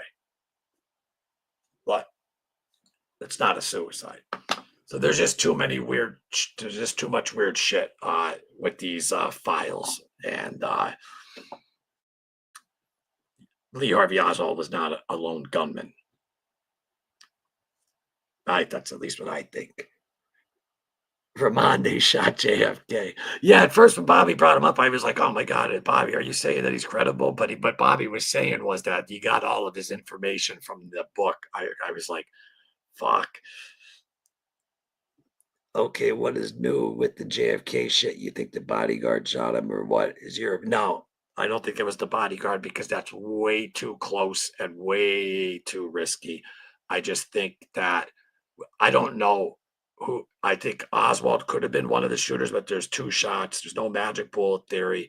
What I just showed you about that guy who knew everything that was going on, and then all of a sudden he's dead of a suicide, and he's sitting at his desk. So look at me here. He's a righty. I know from shooting, right? I absolutely know from shooting. I'm not going to use my left hand, and I'm not going to go right here. So he's going to go like this because they found the gun in the left, and the gun's not going to go down and go over there. But then it makes you wonder. Then, then if someone did that, why not drop the gun though on that the same side? Or well, they did drop it on the same side. Why wouldn't they do it though like that? It's fucking weird, man. There's just a tangle of all weirdness, and who knows? What's this? Gianni Russo was in on it too. That guy. There's another one for you. Listen, I'll give Gianni Russo more credit than what's his name? Ramon, just because I mean he was in The Godfather and he actually really did kill someone, but it was in self-defense and stuff. Like the guy stuck. That's real, by the way.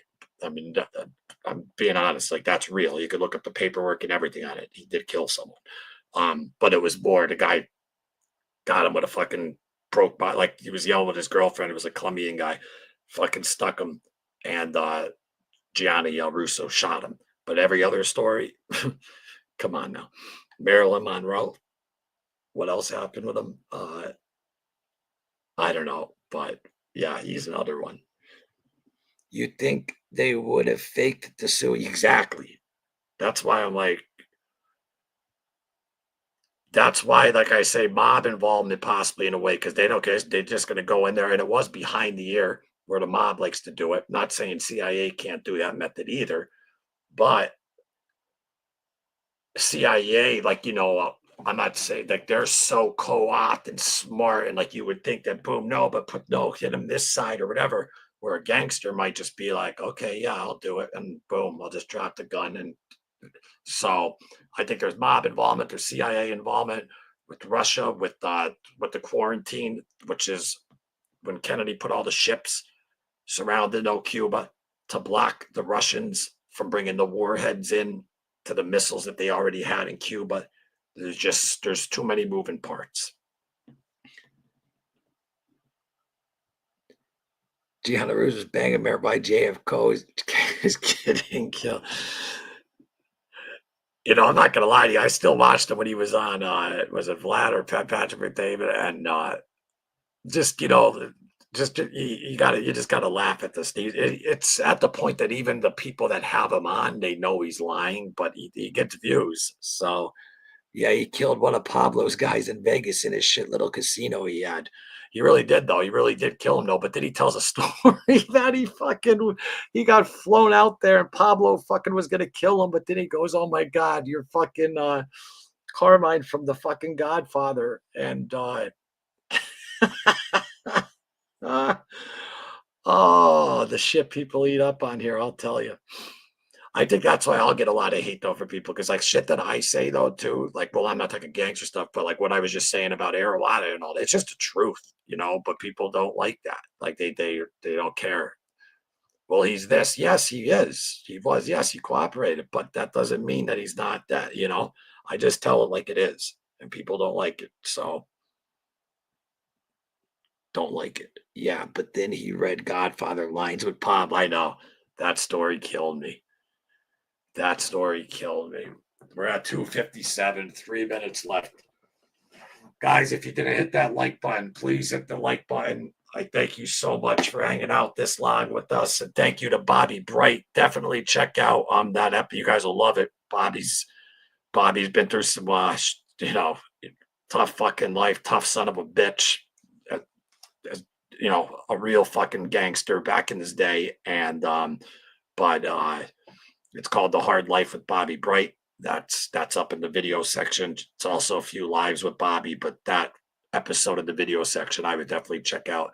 A lot about Canadian crime. And then there's this YouTube channel called Crafty Canadian Crime. That's like a big station in Canada.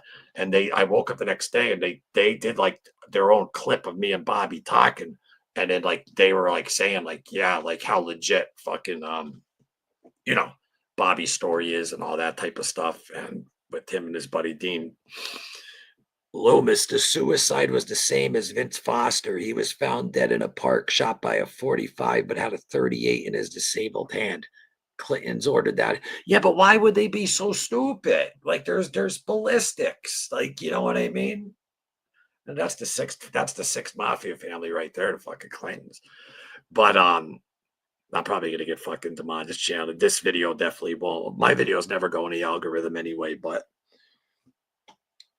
yeah, but why be that stupid? Imagine Ramondi and Russia. Listen, I'm not even lying. I might pay pay-per-view for it. I really maybe just because for the fun. Like I said, they both became cartoon characters to me. That when you like turn on the Simpsons for some that's what they are to me. And but Gianni Russo, I mean, at least he was in The Godfather, and he was definitely around like some gangsters. It's obviously if you're in The Godfather, but his stories are BS.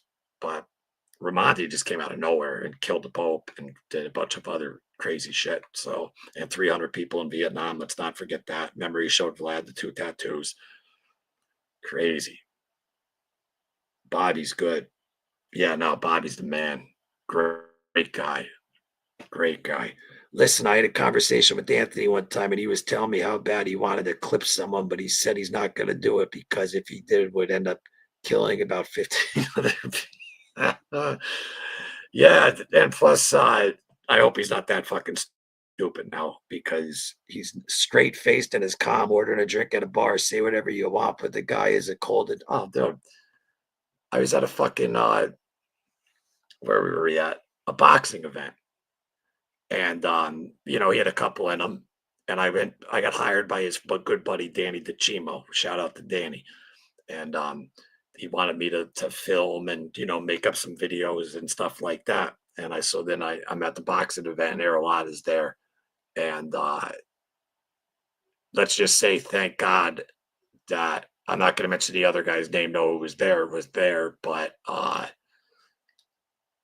I don't want listen. This is like current shit. I don't want to say anything, but yeah, the dude's a fucking nut. But he's calculated though too and smart. This was like him with a couple of drinks and stuff like that. But that's why, listen, I was out there in Springfield with him for fucking a week and fucking at his house the whole week. And it's not like it on here. Everyone's like, hey, how you doing? Blah, blah, blah, this and that. You were there, Lefty. You know how it is.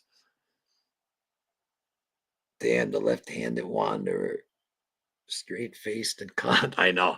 That's a scary thing, too, because he looks like he could just be like a little fucking like busboy or fucking waiter, but he'll fucking slit your fucking throat in 2 seconds.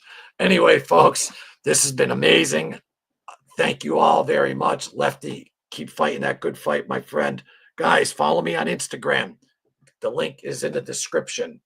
I got a lot of good shit over there on the Westies. Follow the official Buffalino family. Type in the Buffalino family on Instagram. Follow us over there. We got some great stuff over there, me and Joe. Loomis, cool to chat a bit. I subbed. Thanks, Chris. Appreciate you. Guys, subscribe up. And yeah, let's do that. Subscribe has hands too. Well, I'll tell you his hands. Danny DeCimo definitely has hands. I'd fight Anthony like this, but just if it was just boom, boom, boom. But not Danny DeCimo. He's a professional boxer. But I wouldn't though fight Anthony like this though, because then he's gonna get a fucking pitchfork and he's gonna fucking put it through my chest. And we used to break each other's balls like that too. Like I'd be like, but he's a fucking. Here's what you guys got to realize: when you fight someone, right? You're fighting them, right? When you're fighting someone, when you're fighting a killer, it's a different, and they're not fighting just to win. Like it's a different whole. It's easy to just look at it out from the outside, but it's dangerous, Good night. I love yous. Good night. You wouldn't want to fight Ant. Has hands and is quick as fuck. Listen, Lefty, this isn't a bigger dick contest. I know. Anthony, you could ask him. He did say to me one time, he's like, Loomis, you could probably kick my ass. I just swear to God, he said that to me. He's like, what, dude? But no, I just wouldn't want to fight him. And listen, I'm 40 fucking 3 years old, dude. I don't care who's tougher and who could beat up who and all that. All I'm saying is that he's a dangerous individual. Not now. He changes, he's out of that. But I'm saying, seems like, on YouTube, everyone says shit, but around him, everyone's like, how you doing? Yes, sir. It's a big difference. Anyway, guys, if you didn't see the interview with Joe Buffalino, get over there in the video section. Got a great video going on over there. It's only part 1, working on part 2 exclusive. So that's in the video section. Check it out. And thank you guys for, I do, my little rock and roll history shorts. I love music. So got to be doing that. What's this? Oh, that's Whitey's old liquor store. That's my car there. That was back when we were doing, I had a bunch of stuff on him. I have a bunch of shit, though, with him on audio, too, that people never heard that I should fucking get out there. But again, I'm joking around, man. I'm not being. No, I know, man. We're breaking balls. Breaking balls. Metallica rocks. Yes, they do. All right. I love you guys. Thank you so much. Thank you to. Oops, wait. I always hit the wrong thing here. Thank you for the super chats. Thank you for the new members. Thank you, everything. Thank you for just watching. Thank you for liking. Thank you for subscribing. You guys rock. Lefty, keep doing good. Subscribe up. And that's where Kevin Weeks got the call about the war. It's right in the walk-in cooler. He didn't get the call. John Connolly actually showed up there. And then they went in the walk-in cooler and he told him. And Whitey was gone in a second. OG Rube, still here. Thank you, OG Rube. Love you. Good to see you, Lefty. I hope, man, you're doing fantastic, buddy. And fuck the haters. Keep moving, my friend. Great seeing you. And yeah, I'm trying to find the closing thing. I got to make this look all fucking professional and shit, right? So guys, hit that like, hit that subscribe for real. This was awesome. I had a blast. And with that, I'll see you next time. Hit that subscribe button. Take care. And Lefty, I'm watching you.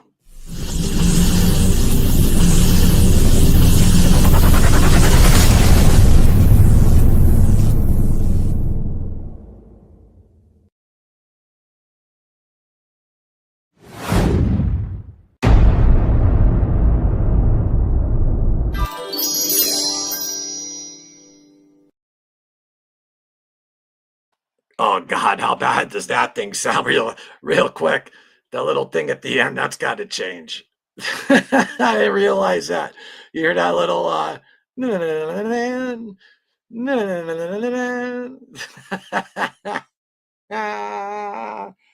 oh.